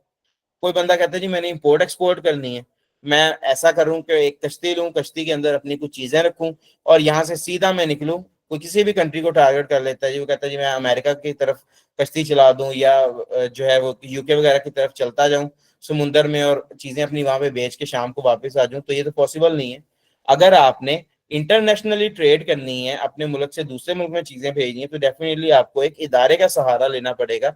इदारे को अपनी सारी चीजें बता के उनके साथ रजिस्ट्रेशन करनी पड़ेगी। उस इदारे का नाम लिखा हुआ है मैंने यहाँ पे, पाकिस्तान सिंगल विंडो। तो अब ये जो जितने भी इदारे, मैंने अभी सिर्फ 3 इदारों का नाम लिए, इन इदारों के प्रॉपर कोई ना कोई जाब्ते हैं, कवानीन हैं, जिनके मुताबिक ये इदारे चल रहे होते हैं और ये लोग काम कर रहे होते हैं। और अगर आपने इनके साथ चलना है तो उन कवानीन को फॉलो करना पड़ता है आपको। अब सवाल ये कि एक भाई जो शायद अपने बिजनेस की ऑपरेशनल एक्टिविटीज में तो बहुत एक्सपर्ट हो, लाइक एक बंदा है वो कपड़ा बनाता है, कपड़े बनाने की इंडस्ट्री है उसकी, तो शायद वो कपड़ा बनाने में तो बहुत एक्सपर्ट होगा, बट एफबीआर के साथ कैसे लड़ना है इसमें उसकी एक्सपर्टीज नहीं होगी। एससीसीपी के साथ कैसे रेगुलेशंस पे पूरा उतरना है उसकी एक्सपर्टीज नहीं होगी। पाकिस्तान सिंगल विंडो में कैसे खुद को रजिस्टर करवाना है और कैसे इंपोर्ट एक्सपोर्ट करनी है, इसमें उसकी एक्सपर्टीज नहीं होगी। ये वो वक्त होगा जब उसे एक कंसल्टेंट की जरूरत होगी, जो कंसल्टेंट इन तमाम चीजों में एक्सपर्ट है, ठीक है, जिससे वो ये सीख सकता है, या उससे वो पूछ सकता है, या उससे वो सर्विसेज ले सकता है कि भाई एफबीआर का फलाना नुमाइंदा आया था, वो लोग मुझसे पैसे मांग रहे थे, कह रहे थे कि टैक्स जमा कराओ, ये टैक्स क्या होता है, कितना होता है, मुझे तो पता ही नहीं है। तो वहां पर ये भाई असिस्ट करेंगे उन्हें कि ठीक है जी, इतना आपका टैक्स बनता है और ऐसे आपके गोशवारे फाइल होंगे, अगर कोई नोटिस आ गया तो ये भाई डिफेंड करेंगे उन्हें। ये सारा काम एक कंसल्टेंट का है। एससीसीपी में भी यही है, पीएसडब्ल्यू में भी यही है। तो मैंने कुछ इदारे लिखे हैं चॉइस के तौर पे, जैसे लिखा है जी मैंने आईपीओ, इंटेलेक्चुअल प्रॉपर्टी ऑर्गेनाइजेशन। ये इसका क्या काम है? अब हम लोग क्यों इसमें रजिस्टर होते हैं? अपने ब्रांड को प्रोटेक्ट करने के लिए, ठीक है। मिसाल के तौर पे कंपनी है आपके सामने, पीक फिंस कंपनी है, ठीक है। अब पीक फिंस कंपनी का बिस्किट है सुपर, बड़ा अच्छा चल रहा है जी, उनका ब्रांड है। एक दिन क्या होता है, अभी इस वक्त जो उसकी नॉर्मल प्राइस चल रही है, एमआरपी जो है वो 40 रुपए चल रही है सुपर की। एक दिन क्या होता है, एक बंदा बैठे बैठे घर में सोचता है कि क्यों ना मैं अपने घर में ही बिस्किट तैयार करूं, जैसे भी मुझे करने आती हैं, और मैं किसी प्रिंटिंग वाले के पास जाऊं और सुपर बिस्कुट वाला जो पैकेट है ना, वो मैं भी प्रिंट करवा लूं सेम टू सेम, अपने बिस्कुट उसमें डालूं और मैं भी 40 रुपए का बेचना शुरू कर दूं। और ये हो भी सकता है, ये बेचना शुरू कर भी सकता है। कौन इसे रोकेगा? सिर्फ और सिर्फ वो इदारा इसे रोकेगा जिस इदारे के पास पीक फ्रिंज ने अपना सुपर ब्रांड पहले से रजिस्टर करवाया हुआ है और प्रोटेक्शन हासिल की हुई है कि कोई भी बंदा हमारे नाम को, हमारे डिजाइन को नहीं यूज करेगा। अब यहाँ पे क्या है, पीक फ्रिंज के पास चॉइस है, वो चाहे तो प्रोटेक्शन ले सकते हैं, चाहे तो प्रोटेक्शन ना ले। हाँ, अगर लेते हैं तो उनका बेनिफिट है इसके अंदर, बट अगेन क्या ये प्रोटेक्शन लेना आसान है? Definitely not. इंटेलेक्चुअल प्रॉपर्टी के लॉज जो है वो बहुत ही लेंथी लॉज हैं, और एक तकरीबन 1.25 साल लगता है अपने एक ब्रांड को रजिस्टर करवाने का आईपीओ में, ठीक है, ट्रेडमार्क को रजिस्टर करवाने का। तो ये सारा काम किसने करना? कंसल्टेंट है। इसी तरीके से इंजीनियरिंग कंपनीज भी कैसे रजिस्टर होती हैं ये आपको पता होगा। इसी तरीके से पीसैब में कैसे सॉफ्टवेयर हाउस और ये कॉल सेंटर्स वगैरह रजिस्ट्रेशन होती है, ये भी आपको पता होगा। फ्रीलांसर को तो सिर्फ इतना पता है कि मैंने सॉफ्टवेयर कैसे बनाना। तो इन सारी बातों का मकसद ये है मेरे भाई कि मैं आपको अगर खाली इनकम टैक्स सिखाता हूं ना, जो कि मैंने तो सिखाना ही सिखाना है, तो मान लें कि आपके पास एक क्लाइंट आता है, वो कहता है जी मैंने अपनी इनकम टैक्स की रिटर्न फाइल करवानी है। आप उसे बिल्कुल वेलकम करते हैं, आप उसके काम करते हैं, ठीक है, काम हो गया। कुछ टाइम के बाद वो बंदा आता है, वो कहता है यार वो मैंने अपना सेल टैक्स का काम करवाना है। तो आप अगर उसे आगे से ये कहते हैं कि नहीं जी, सेल टैक्स की सर्विसेज हम ऑफर नहीं करते, हम लोग सिर्फ इनकम टैक्स को डील कर रहे हैं, वो कहेगा ठीक है, नो प्रॉब्लम। वो जाएगा मार्केट में, कहीं ना कहीं से कोई बंदा ढूंढेगा जो कि सेल टैक्स की सर्विसेज ऑफर कर रहा है। उसके पास जब वो बंदा जाके काम करवाएगा, और वो अगर उसको कहता है कि क्या आप इनकम टैक्स की सर्विसेज ऑफर कर रहे हो, और अगर वो सेल टैक्स वाला भी इनकम टैक्स की सर्विसेज ऑफर कर रहा हुआ, तो ये क्लाइंट कभी भी पहले वाले कंसल्टेंट के पास वापस नहीं आएगा। क्यों? क्योंकि इसे तो आसानी चाहिए थी। अगर एक ही छत के नीचे से इसके दोनों काम होना शुरू हो गए हैं, तो ये कभी भी दो छत के नीचे नहीं जाएगा। डेफिनेटली ये एक ऐसी जगह पे जाएगा जहां से इसके दोनों काम हो जाते हैं। तो हमारे इस कोर्स के अंदर ये है मेरे भाई कि हम लोग आपको एक सिंगल विंडो का, समझ लें कि सिंगल विंडो बना देंगे आपको आपके क्लाइंट्स के लिए।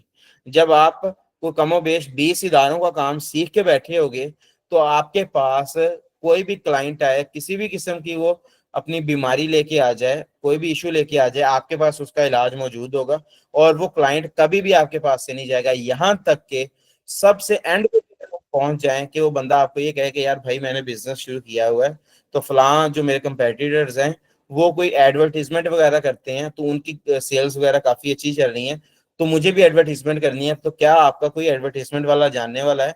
तो वहां पे भी आपको ये नहीं कहना पड़ेगा कि नहीं सर हमें एडवर्टीजमेंट नहीं करनी आती, बल्कि आप उसको भी एडवर्टीजमेंट करके दे सकते हैं। अपने उस क्लाइंट को भी आप डिजिटल मार्केटिंग में ग्रो करवा सकते हैं। तो ये तमाम चीजें जब आपने सीखी होंगी तो कभी भी कोई क्लाइंट आपके हाथ से जाएगा नहीं इंशाल्लाह। और फिर सबसे बढ़कर डिजिटल मार्केटिंग आपके पास है, ऑनलाइन क्लाइंट्स वगैरह हासिल करें। ठीक है जी। तो ये है जनाब सारा मैंने आपको सिनेरियो बता दिया है, बाकी इससे आगे भी चीजें हैं काफी। ये तो फिर जब हम शुरू करेंगे तो इंशाल्लाह में ये सारी चीजें डिस्कस करेंगे। बाकी आपको पोर्टल्स वगैरह दिखा देता हूँ, ठीक है। जितना भी आपने काम करना है वो प्रैक्टिकल पोर्टल्स पे करना है। ये है जी आइरस, ठीक है। इस तरीके से ये आइरस होता है। आपका इनकम टैक्स का सारा काम यहाँ से होगा, आपका सेल्स टैक्स का काम यहाँ से होगा, ठीक है। प्रोविंशियल सेल टैक्स को छोड़ के उनके लिए अलग से इदारे हैं, मैं वो भी आपको दिखाऊंगा। जैसे कि यहाँ पे पीआरए होगा, ठीक है। अब ये पीआरए है, पंजाब रेवेन्यू अथॉरिटी।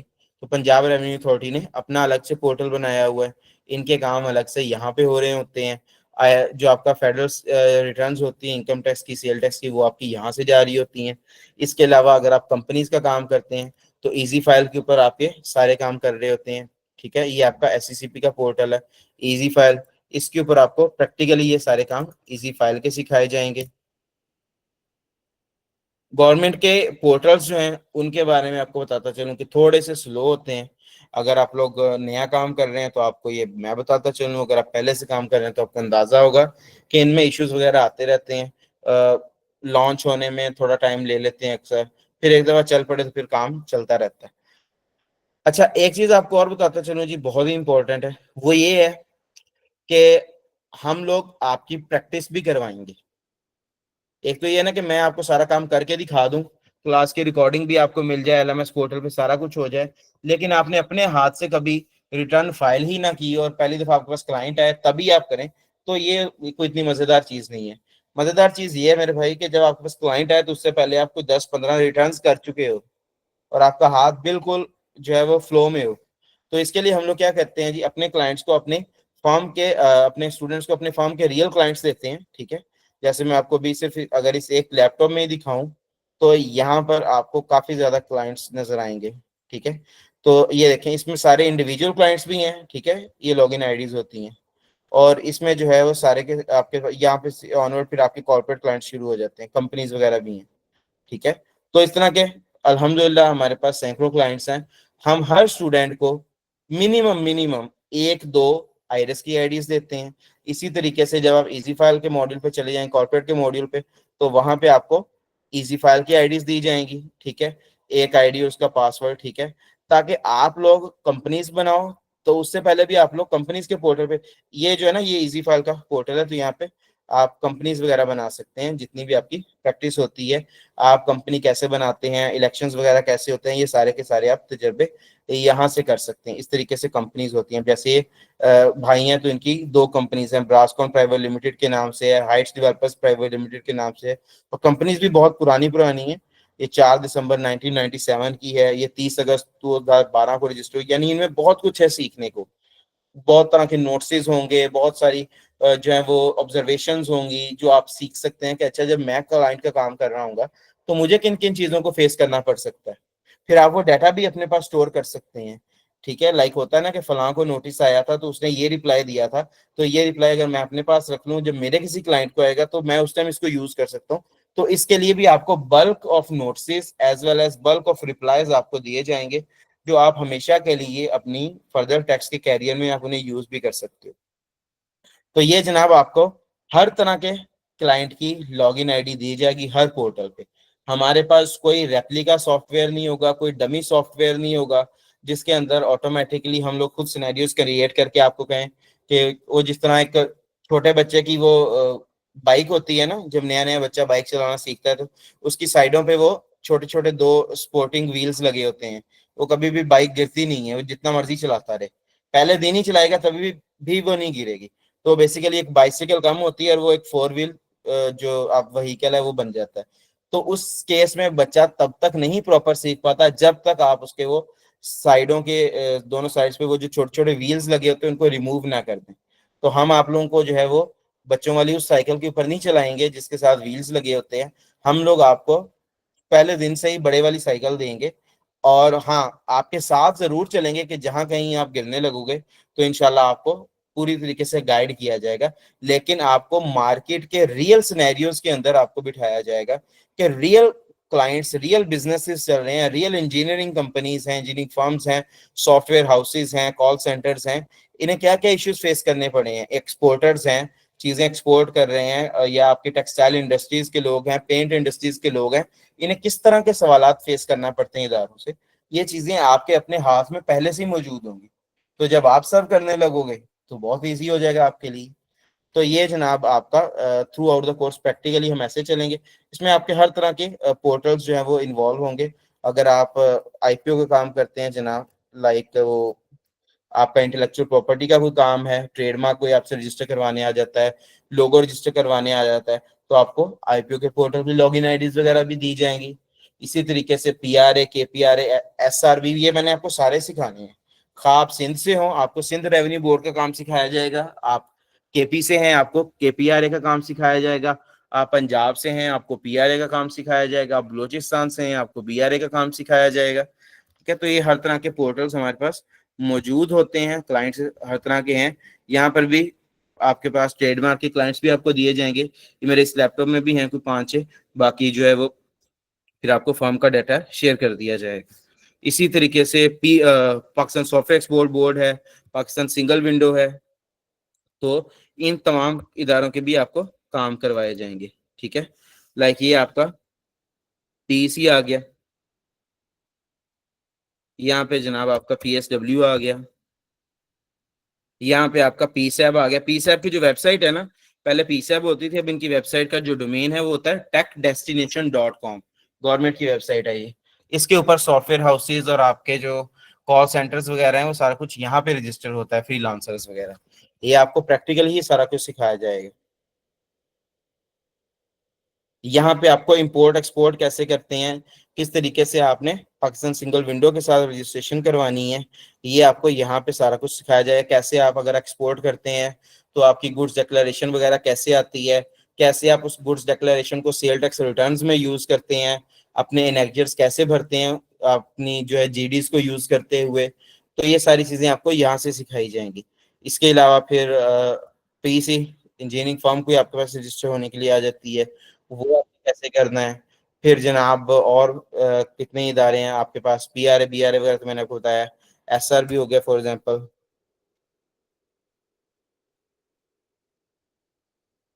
ठीक है, तो एसआर भी की कोई रिटर्न्स वगैरह आपने करनी है वो कैसे करनी है, जैसे लॉगिन करता हूँ मैं।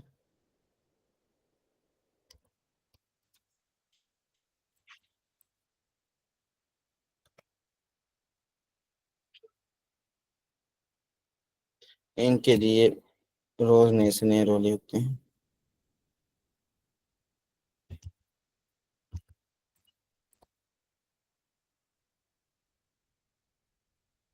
ठीक है, तो ये अभी ये देख लें, जैसे ये एसआरबी का पोर्टल है सिंध रेवेन्यू बोर्ड का, यहाँ से इनकी रिटर्न्स वगैरह कैसे फाइल होती हैं ये आपको सारा कुछ यहाँ से सिखाया जाएगा। ये रिटर्न है, अब ये सेल टैक्स रिटर्न किसकी है, सूबे की सेल टैक्स रिटर्न होती है।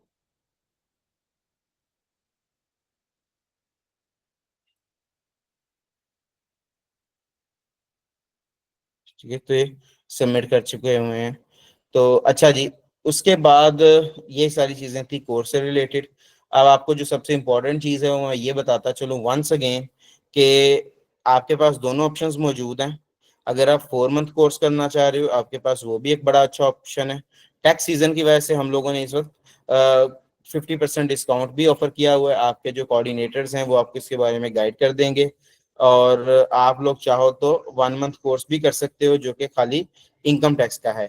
हाँ, ये बात बिल्कुल बजा है कि ये जो इनकम टैक्स का सीजन है उसमें आपके लिए जो मोस्ट यूजफुल इस टाइम चीज है वो ये 1 महीने का इनकम टैक्स वाला कोर्स ही है।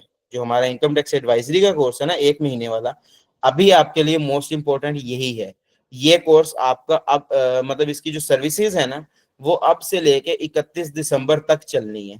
30 सितंबर लास्ट डेट होती है आपके इंडिविजुअल्स की इनकम टैक्स गोशवारों की, और 31 दिसंबर आपकी लास्ट डेट होती है आपकी कंपनीज के गोशवारे फाइल करने की, रिटर्न फाइलिंग की। ठीक है, तो ये सारा कुछ आपका इनकम टैक्स के में कवर हो जाएगा। अगर कोई भाई स्टार्टिंग में सिर्फ इनकम टैक्स करना चाह रहा है, बाद में फर्दर ज्वाइन करना चाह रहा है, तो वो भी हमारी तरफ से बिल्कुल इसमें कोई जिसे कह सकते हैं कि पाबंदी नहीं होती। बाद में भी कोई भाई ज्वाइन करना चाहे वो कर सकता है। अगर आप डे वन से ही डिस्काउंट वगैरह लेने के लिए पूरा कोर्स इनरोल करवाना चाह रहे हैं, तो वो भी आपके पास ऑप्शन मौजूद है। आप लोग जो है वो यूज कर सकते हो ऑप्शन। तो 4 महीने वाला करना हो, 1 महीने वाला करना हो, बट जो भी करना है आपने, वो आपने करना है सिर्फ 1 से 2 दिन के अंदर अंदर। ठीक है, बिकॉज मैंने फ्राइडे से कोर्स प्रॉपर स्टार्ट हो जाएगा। फ्राइडे से क्लासेस हमारी प्रॉपर स्टार्ट हो जाएंगी। आपके एलएमएस पोर्टल्स वगैरह जितना भी चीजें हैं वो बनने वाली पहले पहले बन चुकी होंगी हार्डली। मैक्सिमम आज अगर मंडे है तो ट्यूसडे, वेंसडे, बहुत भी देखा जाए तो शायद थर्सडे तक आपके पास टाइम होगा एडमिशन्स का। फ्राइडे को जो है वो फिर प्रॉपर क्लासेस स्टार्ट हो जाएंगी। उससे पहले पहले अपने एडमिशन्स वगैरह कंफर्म कर लें। अपने ईमेल वगैरह जो है वो आप अपने कोऑर्डिनेटर्स को दे दें, क्योंकि उससे बनेगी आपकी एलएमएस आईडी। ठीक है, एलएमएस पोर्टल वगैरह जो आपने यूज करना है, मैं आपको यहाँ से दिखा देता हूँ। तो ये आपके एलएमएस पोर्टल होगा।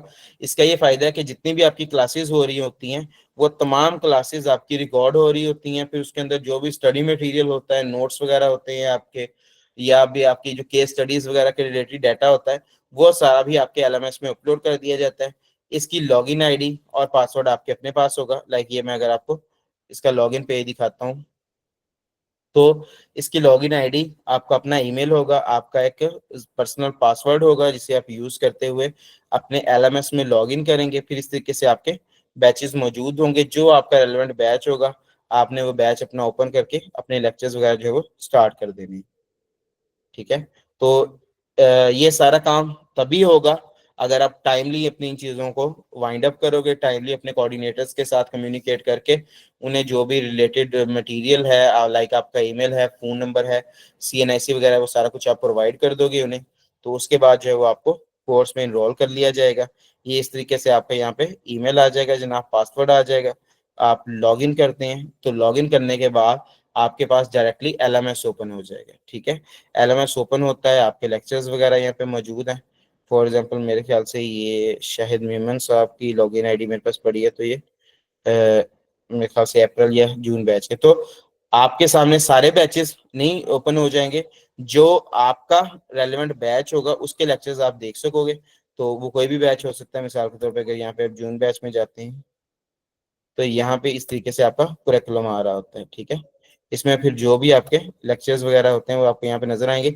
लेकिन अभी ये सबके सामने लॉक लगा हुआ, क्यों? क्योंकि जो स्टूडेंट जिस बैच में इनरोल होगा वो वही लेक्चर्स जो है वो इंजॉय कर सकेगा। तो आपका जो है जुलाई बैच आ जाएगा अभी, बना दिया जाएगा आज ही आप लोगों को। उसके बाद आप लोगों को साइन इन करवा दिया जाएगा, उसके अंदर साइन अप करवा दिया जाएगा। तो फिर ये सारा प्रोसेस इंशाल्लाह कंप्लीट हो जाएगा। टैक्स सीजन के बेनिफिट्स को एंजॉय करें, जल्द से जल्द आप अपना एडमिशन वगैरह कंफर्म करें। मैं इंशाल्लाह कोशिश करता हूं कि जो मोस्ट इंपॉर्टेंट चीज़ें होंगी आपके रिटर्न फाइलिंग की, वो हम कोर्स के बिल्कुल स्टार्टिंग में ही रखेंगे, ताकि आप लोग आफ्टर 5 to 6 लेक्चर्स, 5 से 6 लेक्चर्स के बाद आप लोग इंशाल्लाह रिटर्न फाइलिंग करना शुरू कर दोगे। फिर नोटिस और लिटिगेशन और अपील्स वगैरह वो सारी चीज़ें तो हम करते ही रहेंगे। लेकिन जो आपके पास क्लाइंट्स अभी आने हैं ना ताज़े ताज़े, वो तो रिटर्न फाइलिंग के लिए आने हैं, फाइलर होने के लिए आने हैं। तो वो हम पहले 5 से 6 क्लासेस के अंदर पूरे तरीके से सीख जाएंगे। ठीक है, और आपके पास फिर आगे पूरा सीजन पड़ा होगा इंशाल्लाह, जुलाई, अगस्त, सितंबर का, जिसमें आप अपनी सर्विसेज को ऑफर कर सकते हैं। अच्छा जी, मेरी तरफ से जितनी भी चीज़ें बताने वाली थी वो अब हो गई हैं कंप्लीट। और इसके बाद अब मैं देखता हूँ जी आप लोगों के क्वेश्चंस जो यहाँ पे लिखे हुए हैं, और उसके बाद फिर आप लोगों के जो होंगे ओरल क्वेश्चंस होंगे, फिर हम उनकी तरफ भी चलेंगे। फिर मैं आप लोगों के माइक्स भी ओपन कर दूंगा। अच्छा जी, मैं देखता हूँ जी आप लोगों के क्वेश्चंस। और क्लास के बाद काइंडली आप अपने ग्रुप में जाके जी एक फीडबैक ज़रूर प्रोवाइड कर दीजिएगा कि आप लोगों को क्लास कैसी लगी है, ताकि जो भाई क्लास नहीं ले सके वो उन्हें पता चल जाए कि उन्हें ये क्लास लेनी चाहिए या नहीं लेनी चाहिए। अच्छा जी, भाई कह रहे हैं हम समझ गए इंशाल्लाह। मुझे याद नहीं अभी किस बात पे आपने कहा था। काइंडली पहले इनकम टैक्स करवाइएगा 4 मंथ। यही तो चीज़ है मोहम्मद यासर, आपने बहुत अच्छा पॉइंट रेज किया। ये चीज़ मैं बिल्कुल यही समझा के हटाऊं कि चाहे कोई 4 महीने का कोर्स हो चाहे 1 मंथ का कोर्स हो, पहले इनकम टैक्स ही करवाया जाएगा, क्योंकि अभी सीजन ही जो है वो इनकम टैक्स का ही सीजन है। तो इसलिए स्टार्टिंग में जो है आपको इनकम टैक्स ही करवाया जाएगा। क्या सर्टिफिकेट से हम अपना ऑफिस स्टार्ट कर सकते हैं, या ये एफबीआर को डील करने के लिए इनफ हो? ये बिल्कुल आप एफबीआर के से तमाम काम कर सकते हैं, आप इसे अपने ऑफिस में लगा सकते हैं। ये प्रॉपर अप्रूव्ड सर्टिफिकेट है, ठीक है। और आप इसे बिला झिझक कहीं पर भी यूज कर सकते हैं। इसीलिए तो मैं बार बार आपको कह रहा हूँ कि आप इसका क्यूआर कोड जो है वो जहां मर्जी स्कैन करवाएं। और ये कोई ऐसा नहीं कि ये कोई सर्टिफिकेट ये छुपाने वाली चीज नहीं है, बल्कि इससे आप अपना पूरा कैरियर सेट कर सकते हैं, ठीक है। हाँ, एक चीज होती है आगे जाके, लिटिगेशन, यानी जब आपने टैक्स में जाके जिरा करनी होती है ना, केस लड़ना होता है, तो उसके लिए या तो आपको वकील होना चाहिए, लॉयर होना चाहिए, या फिर एफबीआर से एक लाइसेंस मिलता है, उसको कहते हैं ITP licence, income tax practitioner का लाइसेंस होता है, आपको वो लेना पड़ता है। तो वकालत आप उस आईटीपी के लाइसेंस के बगैर नहीं कर सकते। बाकी सारे काम जो हैं वो आप सारे के सारे हमारे सर्टिफिकेट के साथ कर सकते हैं। किस चार्टेड अकाउंट फॉर्म आप साथ रजिस्टर्ड है? बेसिकली जी ये Qadeer and company chartered accountants जो हैं हमारे साथ हैं। और साथ ही जो है हम अपनी फर्म को भी अब रजिस्टर करवा रहे हैं, वर्चुअल टैक्स को भी। अभी फिल वक्त जो है हमारे साथ Qadeer and company chartered accountants है। वीडियो ऑफ है आपकी वीडियो। मोहम्मद एहतशाम साहब, ये ना वो थोड़ा सा इंटरनेट की वजह से हो जाता है। अगर जब भी ऐसा कुछ हो तो इसको आपने अपनी स्क्रीन को एक दफ़ा रिफ्रेश कर लेना होता है, या क्लास को रीज्वाइन कर लें तो वो ठीक हो जाता है। मोहम्मद रियाज साहब, भाई कह रहे हैं इनकम टैक्स का भी बता दें। मैंने इनकम टैक्स का बताया है वैसे। मैं इनकम टैक्स की ना आपके साथ एक नोट्स भी शेयर कर दूंगा आप लोगों के ग्रुप में, जो हमने आगे फर्दर चीज़ें अभी पढ़नी है ना, कल परसों से जब हम वो स्टार्ट करेंगे हमारी क्लासेस। मेरे पास यहाँ पे आपके लेक्चर नोट्स पड़े होंगे जो मैं इनिशियली सिखाता होता हूँ। बाकी तो खैर मैंने इनकम टैक्स के बारे में आपको बता ही दिया सारा कुछ। थोड़ा सा और ब्रीफ कर देता हूँ जी। इनकम टैक्स में ये होगा कि सबसे पहले आपको इनकम टैक्स की रजिस्ट्रेशन करवाना सिखाई जाएगी, जिसे कहते हैं फाइलर बनाना, ठीक है। फाइलर जब कोई बंदा बन जाता है तो फिर उसके टैक्स के गोशवारे वगैरह होते हैं, आपको वो भरना सिखाए जाएंगे। गोशवारों में बेसिकली इनकम के डिफरेंट हेड्स होते हैं कि कोई बंदा कहाँ से इनकम कमा रहा है, तनख्वाह ले रहा है, कारोबार कर रहा है, मकान के किराए पे से किराया हासिल कर रहा है, या मकान बेच रहा है, सोना चांदी बेच के इनकम हासिल कर रहा है, या फिर उसके कोई बैंक में पैसे पड़े हैं। बहुत सारे सोर्सेज ऑफ इनकम है, ये सारे के सारे कवर किए जाएंगे। मैं आपके साथ नोट्स भी शेयर कर दूंगा। क्लास की टाइमिंग जी 8 से 10 हुआ करेगी इंशाल्लाह, फ्राइडे सैटरडे संडे। 1% का परचेज का चालान बनाना भी सिखाएंगे। जितने भी आपके मेरे ख्याल से अभी आप परचेज बात कर रहे हैं तो शायद ये आप 236C और के की बात कर रहे होंगे, जो आप इमूवेबल प्रॉपर्टी जमीन जायदाद लोग खरीदते और बेचते हैं। तो ये हर तरह के चालान भी आपको इसी के अंदर बनाना सिखाए जाएंगे। हर तरह की PSIDs, उनके ऊपर टैक्स विद होल्ड करवाना, किसी का टैक्स विद होल्ड करना, विद होल्डिंग स्टेटमेंट्स फाइल करना। आपके पास पीडीएफ है ना? काइंडली उमर असलम साहब वो पीडीएफ जरूर रीड कीजिएगा। 114(4) का नोटिस सिर्फ आपकी, अगर अपनी आप सेटिस्फेक्शन के लिए पूछना चाह रहे हैं साजिद साहब, तो वो मैं अभी आपको बताता हूँ। 114(4) जो होता है, सेक्शन 114 है बेसिकली। सेक्शन 114 ये कहता है कि टैक्स पेयर जो होता है ना, जिसकी आमदन 6 लाख से ऊपर है, या बहुत सारी चीजें इसमें लिखी हुई हैं, जिसके पास 1000 सीसी से ऊपर की गाड़ी है, जिसके पास जो है वो एक रीजनेबल सी वो लिखा हुआ एरिया, इस एरिया से जायद का जिसके पास मकान है, और बेतहाशा चीजें हैं, या वो बंदा जो कभी ना कभी फाइलर हुआ हो, तो इन तमाम लोगों को अपना सालाना गोशवारा फाइल करना चाहिए, रिटर्न फाइल करनी चाहिए, ठीक है।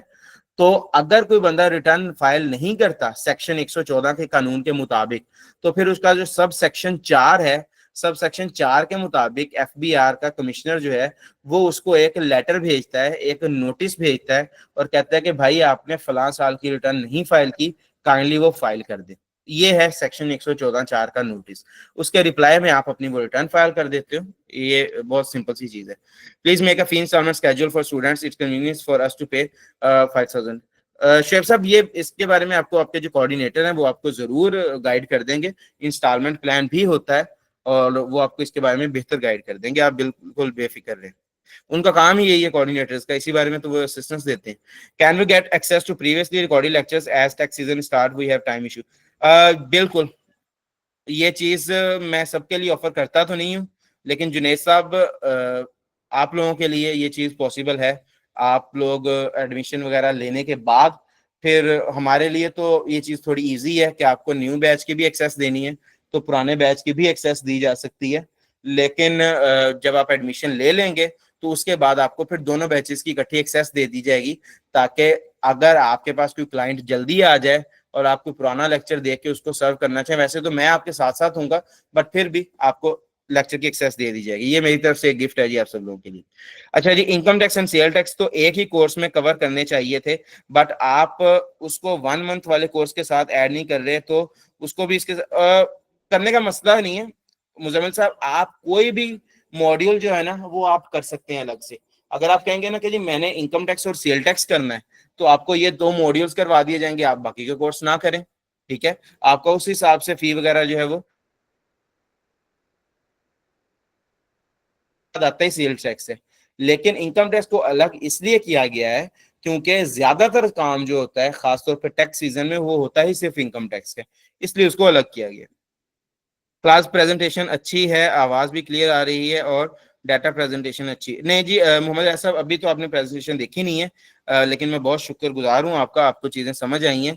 जो मैं अभी आपके साथ नोट्स शेयर भी करूंगा, जो आपके लेक्चर 1 के नोट्स होंगे इंशाल्लाह, जो प्रॉपर हमारा लेक्चर चलेगा, और उसके बाद फिर उसका आपको इंशाल्लाह आइडिया हो जाएगा कि कैसी प्रेजेंटेशन है। बहुत सी चीजें आपको कॉन्साइज करके और जिसे कहते हैं बच्चों की तरह आपको चीजें इंशाल्लाह समझाई जाएंगी।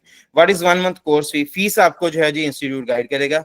अगर हम परचेज के बजाय सेल्स का 1% पे कर दें तो सीपीआर रिवीजन भी सिखाएंगे आप, वह स्टेटमेंट भी कवर करेंगे। सीपीआर रिवीजन पे जी बहुत डिटेल्ड बात करता होता हूँ मैं, आप बिल्कुल बेफिक्र रहें। आपको सीपीआर रिवाइज करना भी सिखाऊंगा, आपको विद होल्डिंग स्टेटमेंट्स भी रिवाइज करना सिखाऊंगा। सेल टैक्स के बहुत सारे कॉम्प्लेक्स इश्यूज होते हैं जो इदारे नहीं कवर करवाते, लेकिन हमारे इस कोर्स में आपको सेल टैक्स बहुत ही डीपली करवाया जाएगा।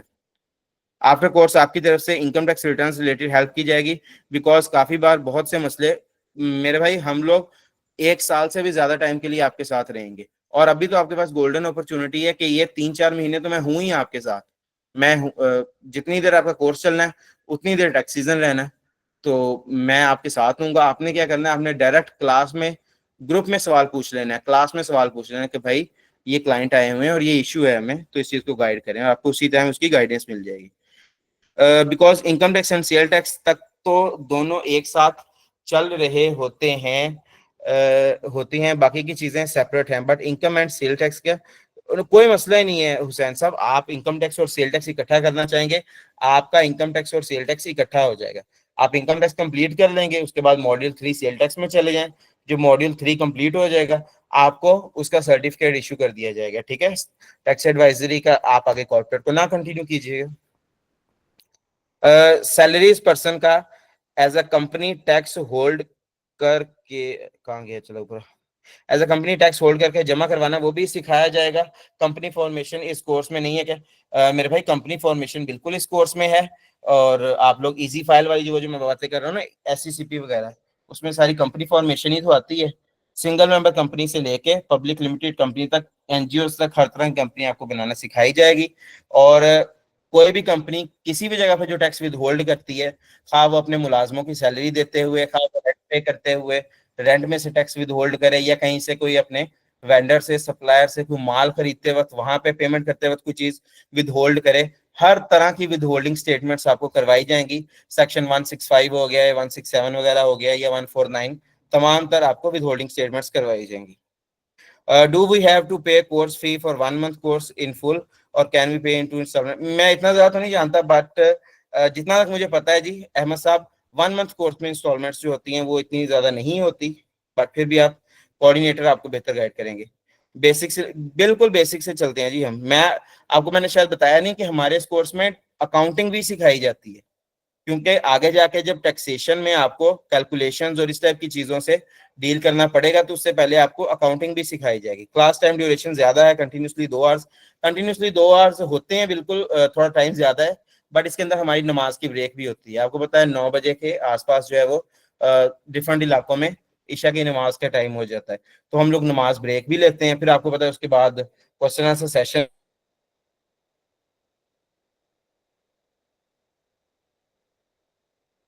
प्रैक्टिस जी आप लाइव क्लाइंट्स के ऊपर काम करेंगे, आईरेस पे करेंगे, इजी फाइल पे करेंगे। लाइव क्लाइंट्स की जो आईडीज हैं वो आप लोगों के साथ शेयर की जाएगी। काइंडली सर इनकम टैक्स के नोट्स दिखा दें ताकि एडमिशन के लिए थोड़े अच्छे से आइडिया। मैं जनाब आपको दिखा देता हूँ इसमें, यहाँ पे पड़े होंगे शायद इधर थोड़े क्विक एक्सेस में, इधर से चलते हैं जी। जो आपके इनिशियल लेवल पे नोट्स आपके स्टार्ट हो जाने हैं ना, मैं आपको वहीं से जो है ये चीज़ क्लियर कर देता हूँ। लेक्चर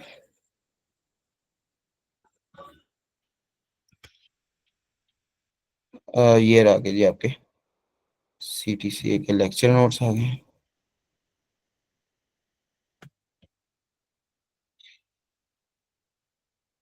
तो हमेशा जी किसी भी चीज़ में आपने कोई एडमिशन वगैरह लेना हो, जैसे कोई भी काम हो ना, तो हमेशा अपनी तसल्ली करके जो है ना वो फिर आप ये चीज़ किया करें, क्योंकि फिर आप असल चीज़ होती है टाइम आपने देना होता है।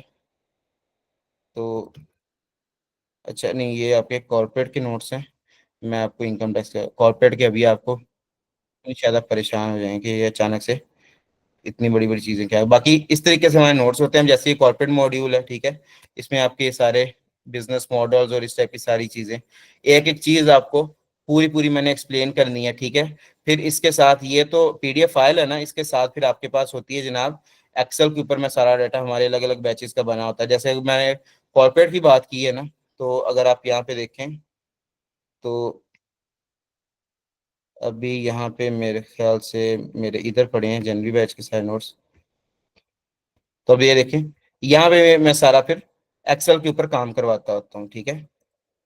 तो अगर आपको मैं थोड़ा सा छोटा ये देखें, एक एक चीज एक्सेल के ऊपर ये सारी करवाई जाती है, समझाई जाती है। अब ये सारा कंपनीज का काम है, करवाया जा रहा है आपको एक एक चीज, कितनी कितनी जो है आपने कंपनी बनाते वक्त फी वगैरह चार्ज की जाती है, ये सारी चीजें आपको, ये सारा किसका, ये कंपनीज के बारे में, रजिस्टरिंग बॉडी कौन सी है।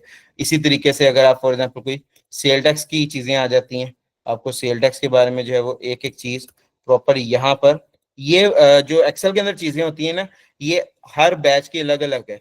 ये मैं लाइव बना रहा होता हूँ, उस टाइम आपके सामने आपको सारा कुछ बना बना के सिखाऊंगा, और फिर क्लास जब एंड हो जाती है तो ये मैं एक्सेल की फाइल भी एज इट इज शेयर कर देता होता हूँ। अब ये अगर आप में से किसी भाई को पता है तो ये सप्लाई चेन है। सप्लाई चेन समझना लोगों के लिए थोड़ा सा मुश्किल होता है, बट मैं आपको इनकम इनपुट टैक्स की सप्लाई चेन पूरी यहाँ से जब समझाऊंगा कि कैसे कैसे आपने टैक्स जो है वो इनपुट कैसे आउटपुट में बदलता जा रहा होता है, तो ये सारी चीजें आपको बड़ी आसान हो जाएंगी समझना, ठीक है। और इनकम टैक्स के भी इस तरह से जो आपके ये वाले बने हुए हैं एक्सेल वाले, ये तो आपके सामने है। देखिए जैसे कैपिटल एसेट्स हो गया, फिर अदर सोर्सेज और सारे अलग अलग, फिर फाइनेंशियल्स आपको बड़े ब्रीफ करके मैं समझाता होता हूँ। यानी बच्चे को जो नहीं है अकाउंटिंग का बच्चा, उसे भी पता हो कि भाई फाइनेंशियल्स क्या है। ये आपका इनकम स्टेटमेंट आ जाता है, इसके अंदर कौन कौन सी चीजें आती हैं, आपकी बैलेंस शीट के अंदर कौन कौन सी चीजें आती हैं, प्रॉफिट की फिगर कहाँ पे जाती है, एसेट्स कौन से हैं, लाइबिलिटीज कौन से हैं, डेबिट क्रेडिट के बारे में भी समझाता हूँ। नहीं सिखाते लोग, लोग बस ये कहते हैं कि यार आपने रिटर्न फाइल करनी है ना, गोशवारा फाइल करना है ना, बस आपको वो सिखा देते हैं। तो इंशाल्लाह यहाँ पर ऐसे नहीं होगा मेरे भाई। यहाँ पे आप कोई भी चीज़ पढ़ रहे होंगे, किसी भी किस्म की आपकी मॉड्यूल चल रहा होगा, तो उसमें आपको इंशाल्लाह समझ लें कि बेतहाशा प्रैक्टिस करवाई जाएगी, और चीज़ें जो हैं वो बिल्कुल खोल खोल के आपको सिखाई जाएंगी। अच्छा जी, ये आगे आपके इनकम टैक्स के नोट्स हैं, ठीक है। इस तरीके से ये हमारे जो भी हमारी फ्राइडे को क्लास होगी, ये हमारे टॉपिक्स होंगे। What is tax, income tax, sale tax, फिर इनकम टैक्स क्या है, FBR क्या चीज़ है, इनकम टैक्स ऑर्डिनेंस क्या चीज़ है। एक एक चीज़ पहले तो आपको सिखाई जाएगी। FBR की वेबसाइट कौन सी है, आईरेस में और FBR की मेन वेबसाइट में फ़र्क क्या है, इनकम टैक्स रिटर्न होती क्या है और टैक्स लायबिलिटी क्या है। क्या हर बंदा जो रिटर्न फाइल करता है, गोशवारा फाइल करता है, क्या वो टैक्स भी पे करता है, या टैक्स पे करते हैं सिर्फ वो लोग जिनकी आमदन जो टैक्सेबल इनकम है वो एक खास स्लैब से ऊपर जाती है। इनकम टैक्स वाले पर्सन किसको कहते हैं, टोटल इनकम क्या होती है as per section 10, taxable income कौन सी है, एग्जम्प्ट वाली इनकम कौन सी है, हेड्स ऑफ इनकम कौन कौन से हैं, फिर इनकम टैक्स रिटर्न 114 के मुताबिक है क्या, कौन इनकम टैक्स रिटर्न फाइल करेगा, कैसे फाइल करेगा, सैलरीड इंडिविजुअल कैसे करेगा, ठीक है। फिर अब आगे जब मैं ये चीजें समझा रहा होता हूँ तो ऐसे ये पूरा इनकम टैक्स ऑर्डिनेंस, इसके 13 चैप्टर, 14 स्केड्यूल्स, 242 सेक्शंस हैं, फिर उसके बाद सब सेक्शंस हैं, फिर इसमें एक प्रॉपर हिरार्की बताई गई है आपको कि कैसे सब सेक्शन से सब सेक्शन, सब सेक्शन से क्लॉज, क्लॉज से सब क्लॉज में आप जाते हैं। बाद आपको साथ ही मैं मुझे क्योंकि मैं ये करवाता हूँ ना, तो मुझे वो आइडिया याद आ गया कि साथ ही जो फिर आपको एक्सेल की शीट से ये बताया जाएगा कि भाई ये जो मैं बात कर रहा हूँ, आपकी इनकम टैक्स ऑर्डिनेंस को समझा रहा हूँ, वहां से क्लॉज वगैरह सब सारी चीजें, इसमें भी आपको प्रॉपर एग्जांपल्स के साथ समझाया जाएगा कि क्लॉज क्या चीज है, सब सेक्शन क्या चीज है। ये देखें आप, section number, sub section number, मैं मिसालें क्या दे रहा हूँ कि मेरे घर में मेरा कौन सा नंबर है, मैं स्टूडेंट हूँ, प्लेयर हूँ। आप लोगों को ऐसे लगेगा जैसे आप 4-5 क्लास में पढ़ रहे हो, इतनी ज्यादा चीजें आसान करके आपको समझाई जाएंगी। समझाने के वाले जो मामला है ना जी, उसमें आप लोग बेफिक्र हो जाएं। समझा मैं सारी चीजें आपको दूंगा। बाकी ये नोट्स हैं जी, ये आपके इनकम टैक्स के नोट्स इस तरीके से चल रहे हैं, ठीक है। ये इंशाल्लाह हमारे टॉपिक्स होंगे आपकी, अब जो फ्राइडे को क्लास होगी। चीजें मैं ज्यादा से ज्यादा करवाया करूंगा, उसकी वजह यह है कि मैं कम टाइम में ज्यादा चीजें सिखाता हूँ, टाइम वेस्ट आपका नहीं किया करूंगा। कोई चीज आपको ड्यूरिंग द क्लास नहीं समझ आती, एक तो ये है कि आप सवाल भी पूछ सकते हैं, चैट बॉक्स में भी लिख सकते हैं किस चीज को रिपीट कर दो। इन केस फिर भी समझ नहीं आती तो क्लास की रिकॉर्डिंग आपके पास मौजूद है, आप रिकॉर्डिंग को 1-2 दफा देखें, फिर भी नहीं समझ आती, क्लास का जो व्हाट्सएप ग्रुप है आप उसमें जाके इस चीज को मेंशन करो कि जी मैंने इसकी रिकॉर्डिंग देखी है, मुझे समझ नहीं। हालांकि ऐसा अभी तक मेरे साथ तो नहीं हुआ अल्हम्दुलिल्लाह कि मुझे ग्रुप में ये मैसेज रिसीव हुआ हो पिछले 3-4 सालों में कि हमने रिकॉर्डिंग देखी और ये चीज समझ नहीं आई। वो लोग जो सिर्फ रिकॉर्डेड लेक्चर से पढ़ रहे होते हैं, यानी 7-7 क्लासेस नहीं ले पाते और बाद में पढ़ रहे होते हैं, वो भी मुझसे बहुत कम क्वेश्चन करते हैं। चलिए अब मैं ऊपर देखूं। Kindly sir, tax return submit करवाने से पहले मूवेबल और इमूवेबल प्रॉपर्टीज ऑफ ऐड और डिलीट करना बताइएगा। मैं अगर किसी ने प्रॉपर्टी सेल की हो और न्यू प्रॉपर्टी परचेज की, उसके बारे में क्या और कैसे करना है। तनवीर साहब, ये वेल्थ स्टेटमेंट की आपकी चीजें हैं, बहुत आसान है। अगर आपने कोई न्यू प्रॉपर्टी पहले से आपके पास मौजूद है और रिटर्न पहले से फाइल होना शुरू हो गई हुई है और आप नहीं ऐड कर सके, तो वो थोड़ा सा मुश्किल होता है, वेल्थ स्टेटमेंट रिवाइज करना पड़ती है आपको, वो भी करना सिखाऊंगा। एक, अगर आपकी प्रॉपर्टी है, उसको आपने बेच दिया है, उसके बदले में उन पैसों से कोई और चीज ले ली है, पहली को रिमूव करना, दूसरी को ऐड करना, फिर उन्हें वेल्थ स्टेटमेंट में भी ऐड करना और उन्हें capital asset under section 7E add करना, वो भी आपको सिखाया जाएगा। उनको बेचने या खरीदने के दौरान जो आपको गेन या लॉस आया है, उसे आपने कैसे और कहाँ पे मेंशन करना है, ये भी सिखाया जाएगा। बेफिक्र रहें, पैसा अगर आपके पास आ गया तो कैश कहाँ पे शो करना है, बैंक कहाँ पे शो करना है, क्या हम अपने क्लाइंट के मसले भी आपको बता के सॉल्व। यही तो आपको उमर साहब जो है वो दे रहा हूँ मैं, समझ लें गिफ्ट दे रहा हूँ कि आपका जब कोर्स शुरू हो जाएगा ना, तो लाइव आपके क्लाइंट्स के जो इश्यूज आ रहे होंगे, आपने वो भी हमें बताने हैं कि जी मेरे पास आज ही क्लाइंट आया है, उसको ये इशू आ रहा है, आप मुझे बताएं, मैं आपको बताऊं।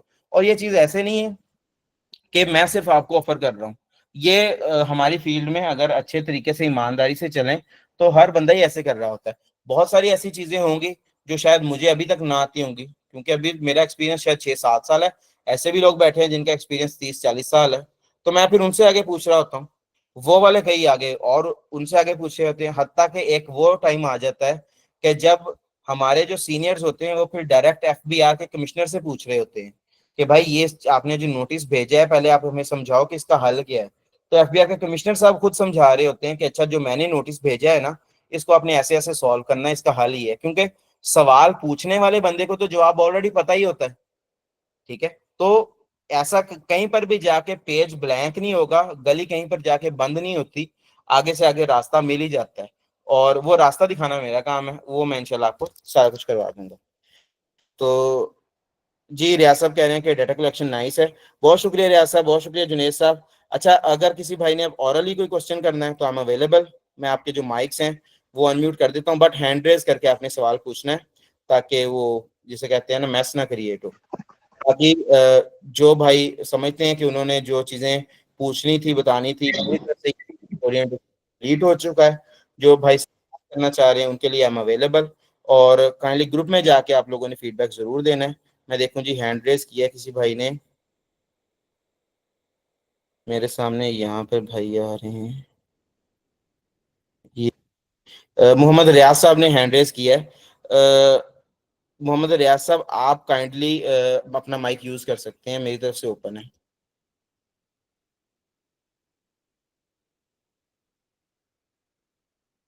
जी मोहम्मद रियाज साहब, आपने हैंड रेज की है। नदीम गिल साहब, पूरी तरह से आईरेस भी यूज करना सिखाया जाएगा, सारा काम ही हमने आईरेस पे करना है। MIS भी आपको यूज करना सिखाया जाएगा। रियाज साहब कह रहे हैं जी मेरा माइक नहीं ओपन हो रहा, माइक के ऊपर टैप करें। जैसे ये माइक बना हुआ ना, इसके ऊपर मैं टैप करूंगा तो ये म्यूट हो जाता है, ओपन हो जाता है, ऐसे आप भी करें। अस्सलाम वालेकुम सर। वालेकुम सलाम जी रियाज साहब। सर जी आवाज़ आ रही, क्लियर आ रही है? जी मुझे आपकी आवाज़ बिल्कुल क्लियर आ रही है। सर जी एक तो सबसे पहले मैं ये बताना चाहूँगा कि माशाल्लाह जो है ना डाटा प्रेजेंटेशन वगैरह और कॉन्सेप्ट्स वगैरह ना काफ़ी अच्छे तरीके से जो है ना लिखे हुए हैं। तो उम्मीद है कि इंशाल्लाह अच्छा कोर्स होगा हमारे लिए। जज़ाकल्लाह। बेसिकली रियाज साहब, ये जो प्रेजेंटेशन है ना, ये प्रेजेंटेशन होती है सब्जेक्टिव। सब्जेक्टिव से मुराद ये होता है कि एक बंदा उसी चीज को देखता है तो उसको वो मुश्किल भी लगती है, एक बंदा उसी चीज को देखता है तो उसको आसान भी लगती है।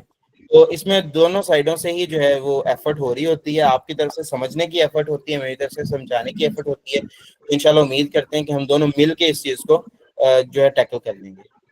और दूसरा सर मैंने ये पूछना था कि इसमें जो हमारा इनकम टैक्स का जो पार्ट होगा इसमें मतलब रजिस्ट्रेशन वगैरह मतलब इंडिविजुअल के लिए भी आप सिखाएंगे? AOP वगैरह कंपनी अगर कोई इस तरह से कोई मतलब हम रिटर्न जो फाइल करना सीखेंगे वो सिर्फ इंडिविजुअल की सीखेंगे, सैलरीड पर्सन की, या अगर कोई छोटा मोटा बिजनेस है या कोई कंपनी है छोटी मोटी, इन सब की सीखेंगे फाइल करना रिटर्न? मैं आपको थोड़ा सा बता देता हूँ रियाज साहब, इसमें ये होता है, आप काइंडली अपना माइक म्यूट कीजिएगा ताकि वो शोर ना आए। रियासत बेसिकली जो इनकम टैक्स की रिटर्न होती है ना, वो विद सब्जेक्ट टू पर्सन नहीं होती। बेसिकली इनकम टैक्स की रिटर्न होती है विद सब्जेक्ट टू इनकम। आप कंपनी है आपकी, आपकी पार्टनरशिप फर्म यानी कि AOP है, आप एक का इंडिविजुअल यानी कि एक आम आदमी है, तीनों की जो रिटर्न है वो सेम तरीके से ही फाइल की जाती है। थोड़ा बहुत फर्क होता है, वो तो मैंने सिखाना ही है, बट मेन जो फर्क होता है वो बेसिकली इनकम का फर्क होता है।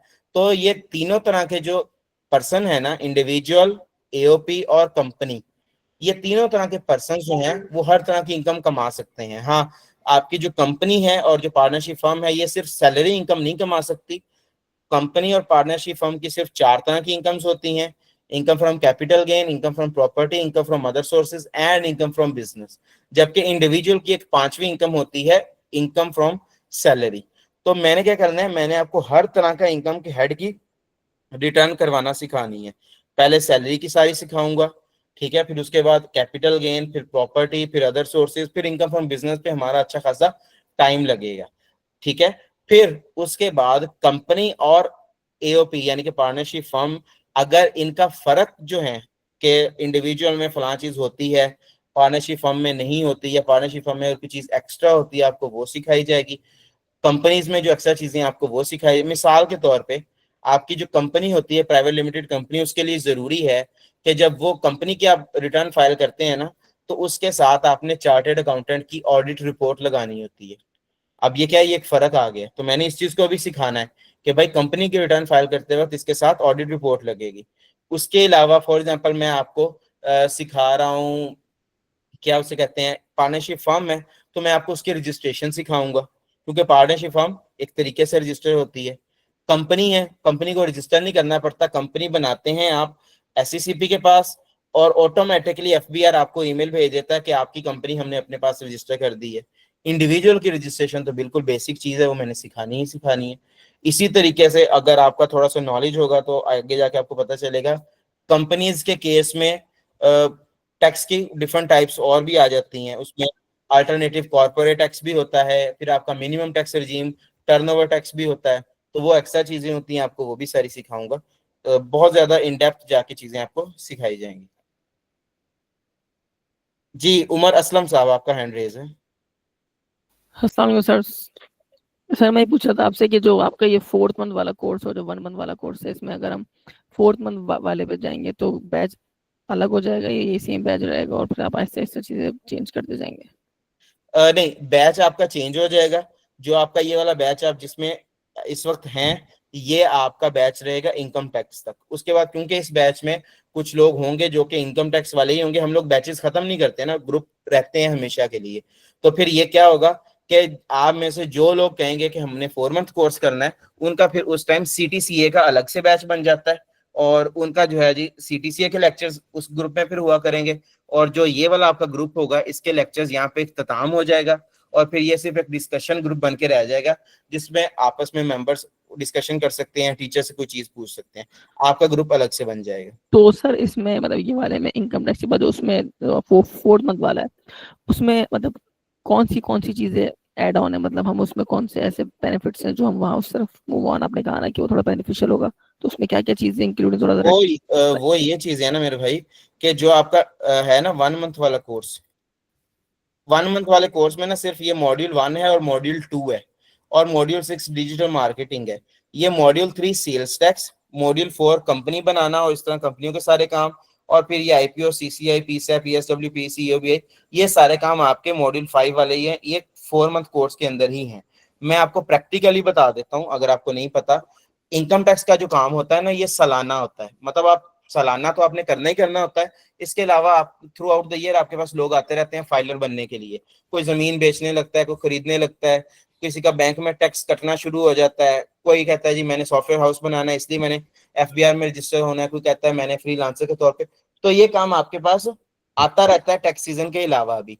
अब लेकिन ये होता है सालाना काम, जो सेल टैक्स का काम होता है ये महाना होता है, सेल टैक्स की रिटर्न हर महीने फाइल की जाती है, तो सेल टैक्स के अगर आपके पास क्लाइंट्स आ जाते हैं तो वो आपसे साल में 12 गोशवारे फाइल करवाते हैं, ठीक है, ये एक अलग काम है, ये 4 मंथ कोर्स में है।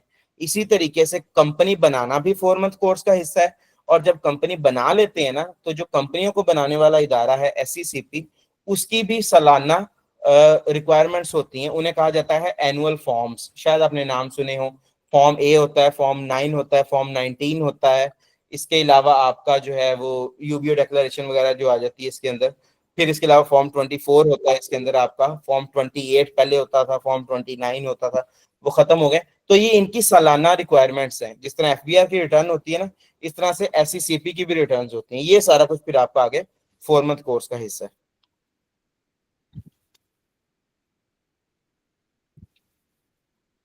जी आप पिछले साल का रिफंडेबल जो टैक्स है उसको आप अगले साल में एडजस्ट कर सकते हैं नदीम गिल साहब, कोई मसला नहीं, आपको करना सिखा दूंगा। जज़ाकल्लाह जी, बहुत शुक्रिया जिन भाइयों ने अच्छा लगा है जिन्हें कोर्स, उनके लिए बहुत बहुत उनका शुक्रिया। मैं देखूं अब आगे, तनवीर अब्बास साहब आपका कोई सवाल है?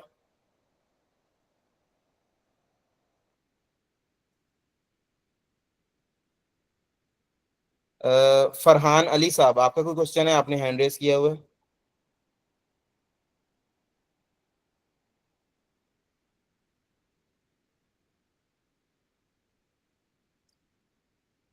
ठीक है जी, मेरे ख्याल से जो भी हमारे क्वेश्चन आंसर वगैरह थे वो कंप्लीट हो गए, उम्मीद करता हूँ आपको आज की चीज़ें समझ आई होंगी, और जितना भी कोर्स से रिलेटेड डाटा है प्रैक्टिस वगैरह का, जितनी बातें हमने आज की हैं मैं आपको ये नोट्स वगैरह भी आपके ग्रुप में सेंड करवा दूंगा, क्लास की ये रिकॉर्डिंग भी आपके ग्रुप में जो है वो इसका लिंक आ जाएगा, रिकॉर्डिंग भी अपलोड करने के बाद आपके पास लिंक आ जाएगा। माइक पे टैप कर रहे हैं तनवीर साहब लेकिन वर्क नहीं कर रहा, तनवीर साहब फिर अगर आप इधर से वर्क नहीं कर रहा, मेरी तरफ से माइक्स ऑन है सबके, तो आप लिख के सवाल पूछ लें, मैं जवाब देता हूँ, अगर ऐसा ना नहीं पूछ सकते तो आप अपने ग्रुप में पूछ लीजिएगा, मैं वहां पर भी आपको जवाब दे सकता हूँ। ओह अस्सलाम वालेकुम सर। जी वालेकुम सलाम फरहान साहब। सर बहुत मज़ा आ रहा है, आप ये सारी चीज़ें बहुत अच्छे से समझ आ रही हैं। मेरा एक छोटा सा क्वेश्चन है, आप बता रहे थे कि अगर आप लॉयर नहीं हैं तो आपको ये सॉरी अगर मैं कुछ गलत कह दूं, वो एक आप कैसे सर्टिफिकेट मिलता है FBR से गवर्नमेंट, जो आप बता रहे थे, तो आप जो केसेस वगैरह वो कोर्ट में मतलब आप अपने जो इश्यूज वगैरह वो आप मतलब कर सकते हैं वहाँ पे। तो अगर आप लॉयर नहीं है तो वो जो सर्टिफिकेट या लाइसेंस मिलता है, सॉरी लाइसेंस जो है वो किस तरह हम अवेल कर सकते हैं, वो हमारे लिए ज़रूरी है या बस ऐसे भी हम कर सकते हैं सारी चीज़ें? मैं आपको बताता हूँ जी, बिल्कुल आपने सही सवाल पूछा है फरहान साहब। बेसिकली जो आपका लिटिगेशन का प्रोसेस है ना, इसको सादा जुबान में अगर हम कह लें कि वकालत का जो प्रोसेस है, जी इसके जी। बने हुए हैं 3 से 4 फॉरम्स। सबसे पहला जो फॉरम होता है ना, जहाँ पे आप पहली दफा अपना केस रख सकते हैं, उसे कहते हैं कमिश्नर अपील्स। उससे अगला फॉरम होता है अपेलेट ट्राइब्यूनल, ठीक है, उसके बाद आ जाता है हाई कोर्ट, और उसके बाद आ जाता है सुप्रीम कोर्ट। 4 फॉरम्स हैं, commissioner appeals, appellate tribunal, high court और सुप्रीम कोर्ट। अगर आप वकील हैं, लॉयर हैं, तो आपको किसी और किस्म के लाइसेंस की जरूरत नहीं है, और आप सुप्रीम कोर्ट तक अपना जो भी आपका बार का लाइसेंस है उस हिसाब से जितने भी आप अहल हैं, आप सुप्रीम कोर्ट तक अपने किसी भी क्लाइंट का केस लड़ सकते हैं। लेकिन अगर आप वकील नहीं हैं और उसके बावजूद आप चाहते हैं कि मैं अपना केस लड़ूं या अपने क्लाइंट का केस लड़ूं, तो फिर आप पहले 2 फोरम्स पे जा सकते हैं, कमिश्नर अपील्स और अपैलेट ट्राइब्यूनल। यानी कि जो टैक्स के फॉरम्स है ना, वहां तक आप जा सकते हैं, लेकिन फिर उसके बाद जो आपके इंसाफ फराहम करने वाले जो मेन इदारे हैं, हाई कोर्ट और सुप्रीम कोर्ट, आप वहां पर नहीं जा सकते। अब ये जो पहले 2 फॉरम्स हैं, कमिश्नर अपील और अपैलेट ट्राइब्यूनल, इन पे जाने के लिए रिक्वायरमेंट क्या है कि आपके पास आईटीपी का लाइसेंस होना चाहिए। आईटीपी का लाइसेंस कैसे हासिल करते हैं, उसके लिए eligibility criteria as per income tax rules क्या है कि आपके पास 14 साल क्वालिफिकेशन में आपने इनकम टैक्स पढ़ा हो और आपने अकाउंटिंग पढ़ी हो, जिसमें आम मिसाल दी जाती है कि आप बीकॉम हो, एमकॉम हो, सीए इंटर किया हो आपने, एसीसीए फाइनलिस्ट हो, सीएम में किया हो आपने, या पिप्फा वगैरह किया हो, और भी बहुत सारी डिग्रीज इसके अंदर आ जाती हैं। तो इस तरह की क्वालिफिकेशन आपके पास होनी चाहिए, नंबर 1।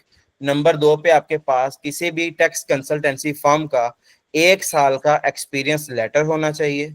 नंबर 3 पे आपने एप्लीकेशन फॉर्म भरना है जिसकी फीस है 500 रुपए, वो आपने अपने रेलेवेंट आरटीओ या सीटीओ में भरना है। और नंबर 4 पे आपका इंटरव्यू लेंगे आपके वहां के कमिश्नर साहब। इंटरव्यू पास करने के बाद आपको आईटीपी का लाइसेंस दे दिया जाएगा। Okay sir. ठीक है, ओके जी। अच्छा, रियाज साहब कह रहे हैं कि 4 मंथ कोर्स के बाद हम आपकी तरह टैक्स के स्टूडेंट्स को पढ़ा सकते हैं। बिल्कुल, अगर आपके कम्युनिकेशन स्किल्स अच्छे हैं और आपके पास लोग सीखने के लिए आते हैं तो आप जरूर उन्हें पढ़ाएं। मेरे ख्याल से इस 4 महीने कोर्स के बाद कोई मुश्किल ही कोई चीज़ है जो मैं छोड़ूंगा। सारी चीज़ें आपको सिखा दूंगा, आप उन्हें आगे भी सिखा सकते हैं। तनवीर साहब कह रहे हैं अगर कोई क्लाइंट कन्वर्ट करना चाहे, जैसे बिजनेसमैन से सैलरीड पर्सन बनना चाहे, तो उसके इनकम टैक्स रिटर्न सबमिट करवाने से पहले कन्वर्ट किया जा सकता है within short time. Tanveer साहब, ये सारी अफवाहें होती हैं, इधर उधर की बातें हैं। जब आप प्रैक्टिकल काम करोगे तो आपको पता चलेगा कि ऐसा कुछ भी है ही नहीं, कोई कन्वर्जन नहीं होती। हर बंदे की पोर्टल के अंदर रिटर्न फाइल करते वक्त 5 हेड्स ऑफ इनकम आ रहे होते हैं। मैं आपको दिखा ही देता हूँ, क्योंकि और भी कुछ भाइयों ने जो है ना हेड्स ऑफ इनकम से रिलेटेड सवाल पूछा है। तो यहाँ पे आयरस कहाँ गया? तो बेसिकली ना आपका जो होता है रिटर्न होती है, इसके अंदर आपके पास सारे ही ऑप्शंस आ रहे होते हैं। जिस भी तरह की आपकी इनकम होगी आपने वो यूज कर लेनी है।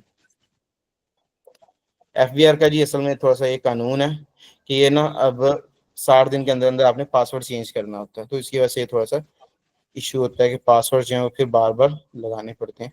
अच्छा, मैं देखता हूँ कि इनकी कौन कौन सी रिटर्न गई हुई है, देन फिर मैं आपको कोई ऐसी रिटर्न ओपन करके दिखाऊं। अच्छा, इनकी अब 2021 तक गई हुई है ना, तो मैं एक अब कल से इनकी 2025 की रिटर्न भी जाना शुरू हो जानी है, और इससे पीछे जो नहीं फाइल हुई मैं वो भी कर सकता हूँ। यानी कि 2021 से पीछे 2020 है, 19 है। तो मैं यहाँ पे आपके सामने क्या करूंगा, मैं यहाँ पे इनकी 2020 की जो रिटर्न है ना वो यहाँ पे ओपन कर लेता हूँ। ड्राफ्ट में पड़ी हुई मैं यहीं से ओपन कर लेता हूँ। अब ये देखें, ये गोशवारा ओपन हो गया। जब गोशवारा ओपन हो गया ना, तो यहाँ पे अगर आप देखें तो यहाँ पे क्या लिखा हुआ है, पहला हेड ऑफ इनकम है सैलरी, फिर है प्रॉपर्टी, फिर है बिजनेस, फिर है कैपिटल गेन, फिर है अदर सोर्सेज, फिर है फॉरेन सोर्सेज और एग्रीकल्चर। ये कितने हेड्स ऑफ इनकम हो गए हैं?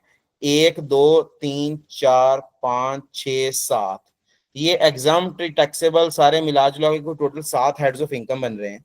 इनमें किसी को भी आपको प्रॉपर कन्वर्ट नहीं करना पड़ता।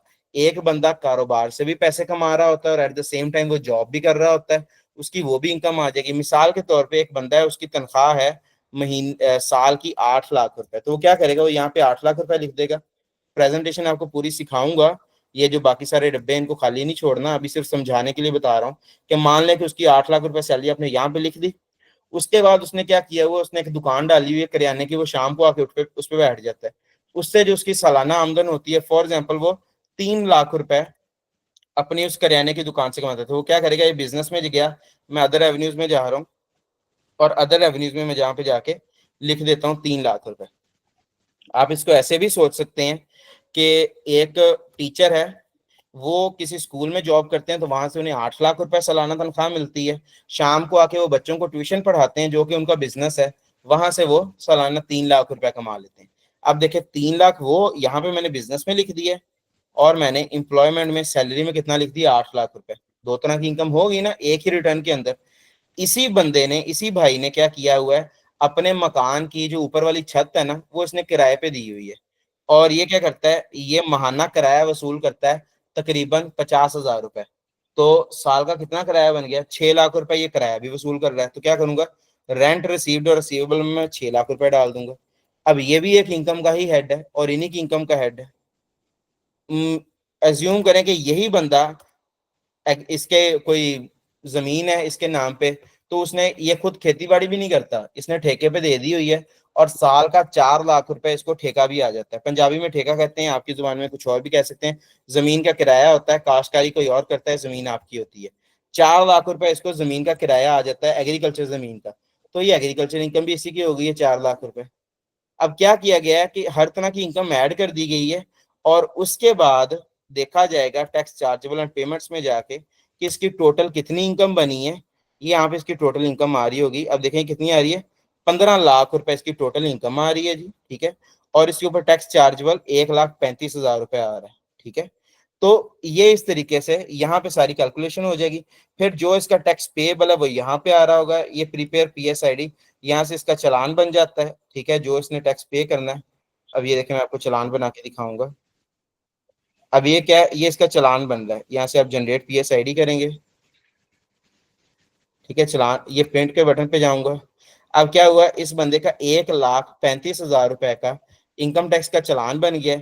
ये चालान ये जाके बैंक में पे कर देगा, पे करने के बाद वापस आएगा तो इसका पोर्टल ऑटोमेटिकली अपडेट हो चुका होगा और कि जी इसने पैसे पे कर दिए टैक्स के। यहाँ से ये पैसे रिमूव हो जाएंगे ऑटोमेटिकली, ठीक है।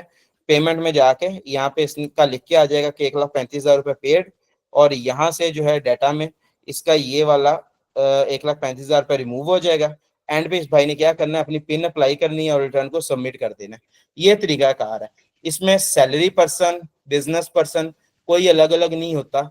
हाँ, प्रेजेंटेशन के तौर पे देखा जाए तो आप इसकी प्रोफाइल में वो ऑप्शन सेलेक्ट कर लेते हैं कि ये बिजनेस है, ये सैलरी है, बट ऐसा कोई भी इससे इसकी टैक्सेशन पे ऐसा फर्क नहीं पड़ता। आई होप कि आप समझ गए होंगे।